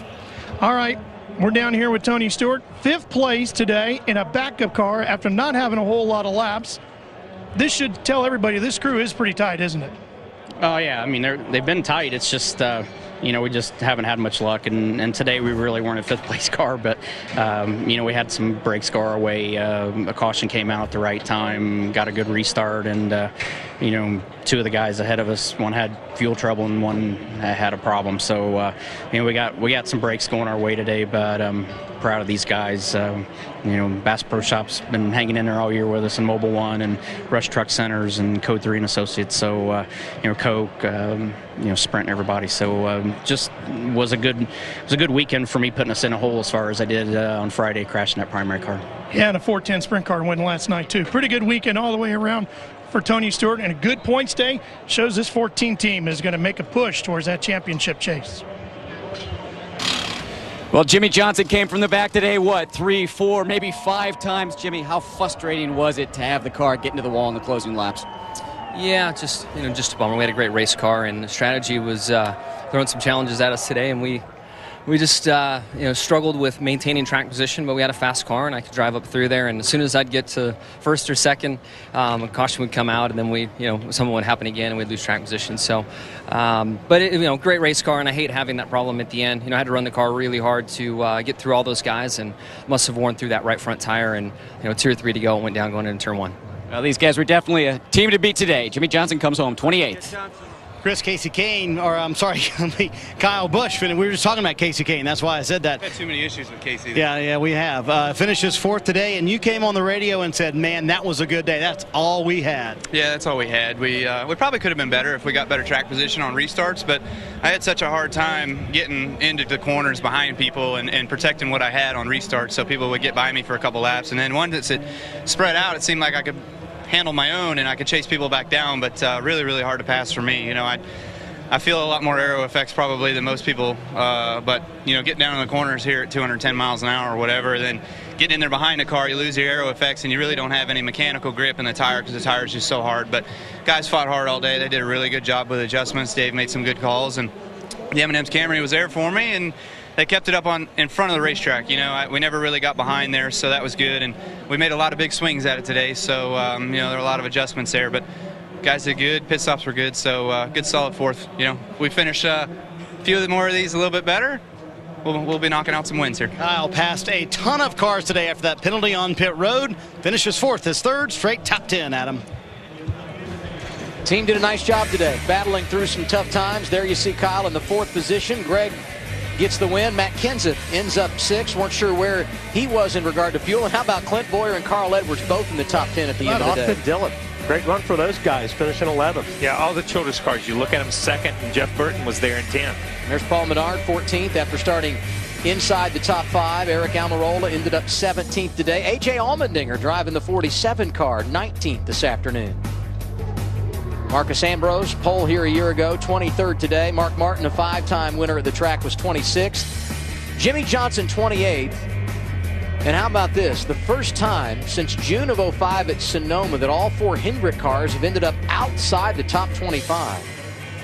That's an amazing stat. It really is. Yeah, it really is. Really is. There's Dale Jr., Casey Kane, Jeff Gordon all together. Let's go back down to Ralph. Well, Martin Truex, you drove the car into a fine 3rd-place effort here today. You guys did an amazing job with tires early on and stunned everybody thinking that you were going way longer than you needed to. But the car really worked good then, didn't it?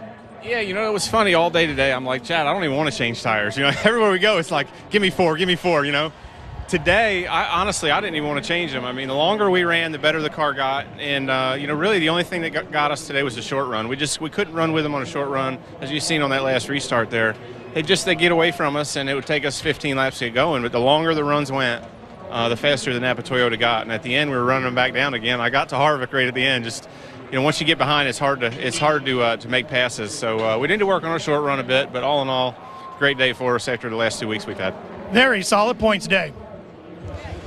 Well, Matt Kenseth comes home 6th today. Matt, you were running right up at the front most of the day, but on that restart there, it looked like the 56 pushed you up. Yeah, I mean, I thought I had a decent restart. I was trying to push Greg.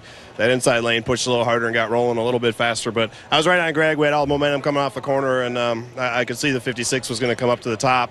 and I was already out there almost to the gravel. He had me right out, so I finally got out of the gas, and he did at the same time to move down at the very last second because he knew I was out there or whatever. But it was too late. I was already too high, and just lucky to hang on to it, and glad I was able to get back to where we did. So now we look at the championship standings. 15 races into the year. Jimmy Johnson still in front of Carl Edwards. Boyer stays third. Harvick jumps up to fourth. Junior drops to seventh. Greg Biffle with a win is now eighth. And Tony Stewart with a win in the top 10. That's big because that means bonus points if they can stay in the top 10.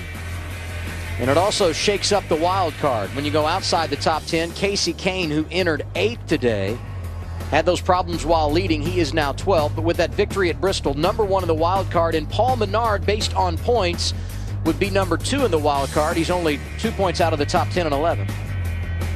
Logano, some nice gains today. He and Truex both 12 points behind the top 10. I think the 11 pretty much did themselves in today. 85 points out. You know, that's they have lost points. Even when they run in the top 10, they have lost points. And we never even talked about him today. And only 11 races to go to the chase. Let's go down to Chris Neville. Well, the reigning champ Brad Keselowski and the Miller Lite team gave us great all access all week long, but Michigan didn't turn out the way you wanted it to. You're running right there in the top 10, but did you run out of fuel on that closing lap? Yeah, we just pushed it really hard, came up about a half lap short. That's just the way it goes sometimes. We're hoping to catch maybe one yellow, or thought I could save a little bit more than I did, and came up short. But either way, a decent run today. Not quite as fast as we wanted to be, but we were probably a 5th to 10th place car and ended up, I guess, somewhere around 11th or 12th. Which is a little bit frustrating, but that's part of racing. Either way, I want to say congrats to Greg. That was Ford's 1,000th win. I know how big of a deal that was for Ford, so really happy for all those guys, and we'll move on to Sonoma. And working with you guys and having all access this week was great. We really appreciate that. It had to be fun for you, too. Thanks. Yeah, it was. It was a blast. Thanks for following along, guys. Brad Keselowski talked about next week at Sonoma. Going to wine country. First road course race of the year. I think we learned today, Larry, how quickly things can change when you look at the championship, and that certainly holds true when we go to Sonoma next week. Well, no question. The one driver we just talked to him, Tony Stewart, ended up finishing 5th. Think about it. Before Charlotte, he was 21st in points, and now he's inside the top 10. The thing about Sonoma, our last 8 races there, 8 different winners. We used to go to a road course, and you could count the drivers that could win that race on one hand and have a couple of fingers left over. I think anybody can win at a road course just like anywhere else we go. Yeah, I think also another guy we just talked to is Truex. Truex runs good at Sonoma. He jumped 4 spots today in the points. He could jump more if he has a good weekend next weekend. So next Sunday, NASCAR on TNT going to Sonoma. Coverage begins at 2 p.m. Eastern Time with Countdown to Green presented by Kelley Blue Book, followed by the Toyota Save Mart 350. Later tonight on TNT from Executive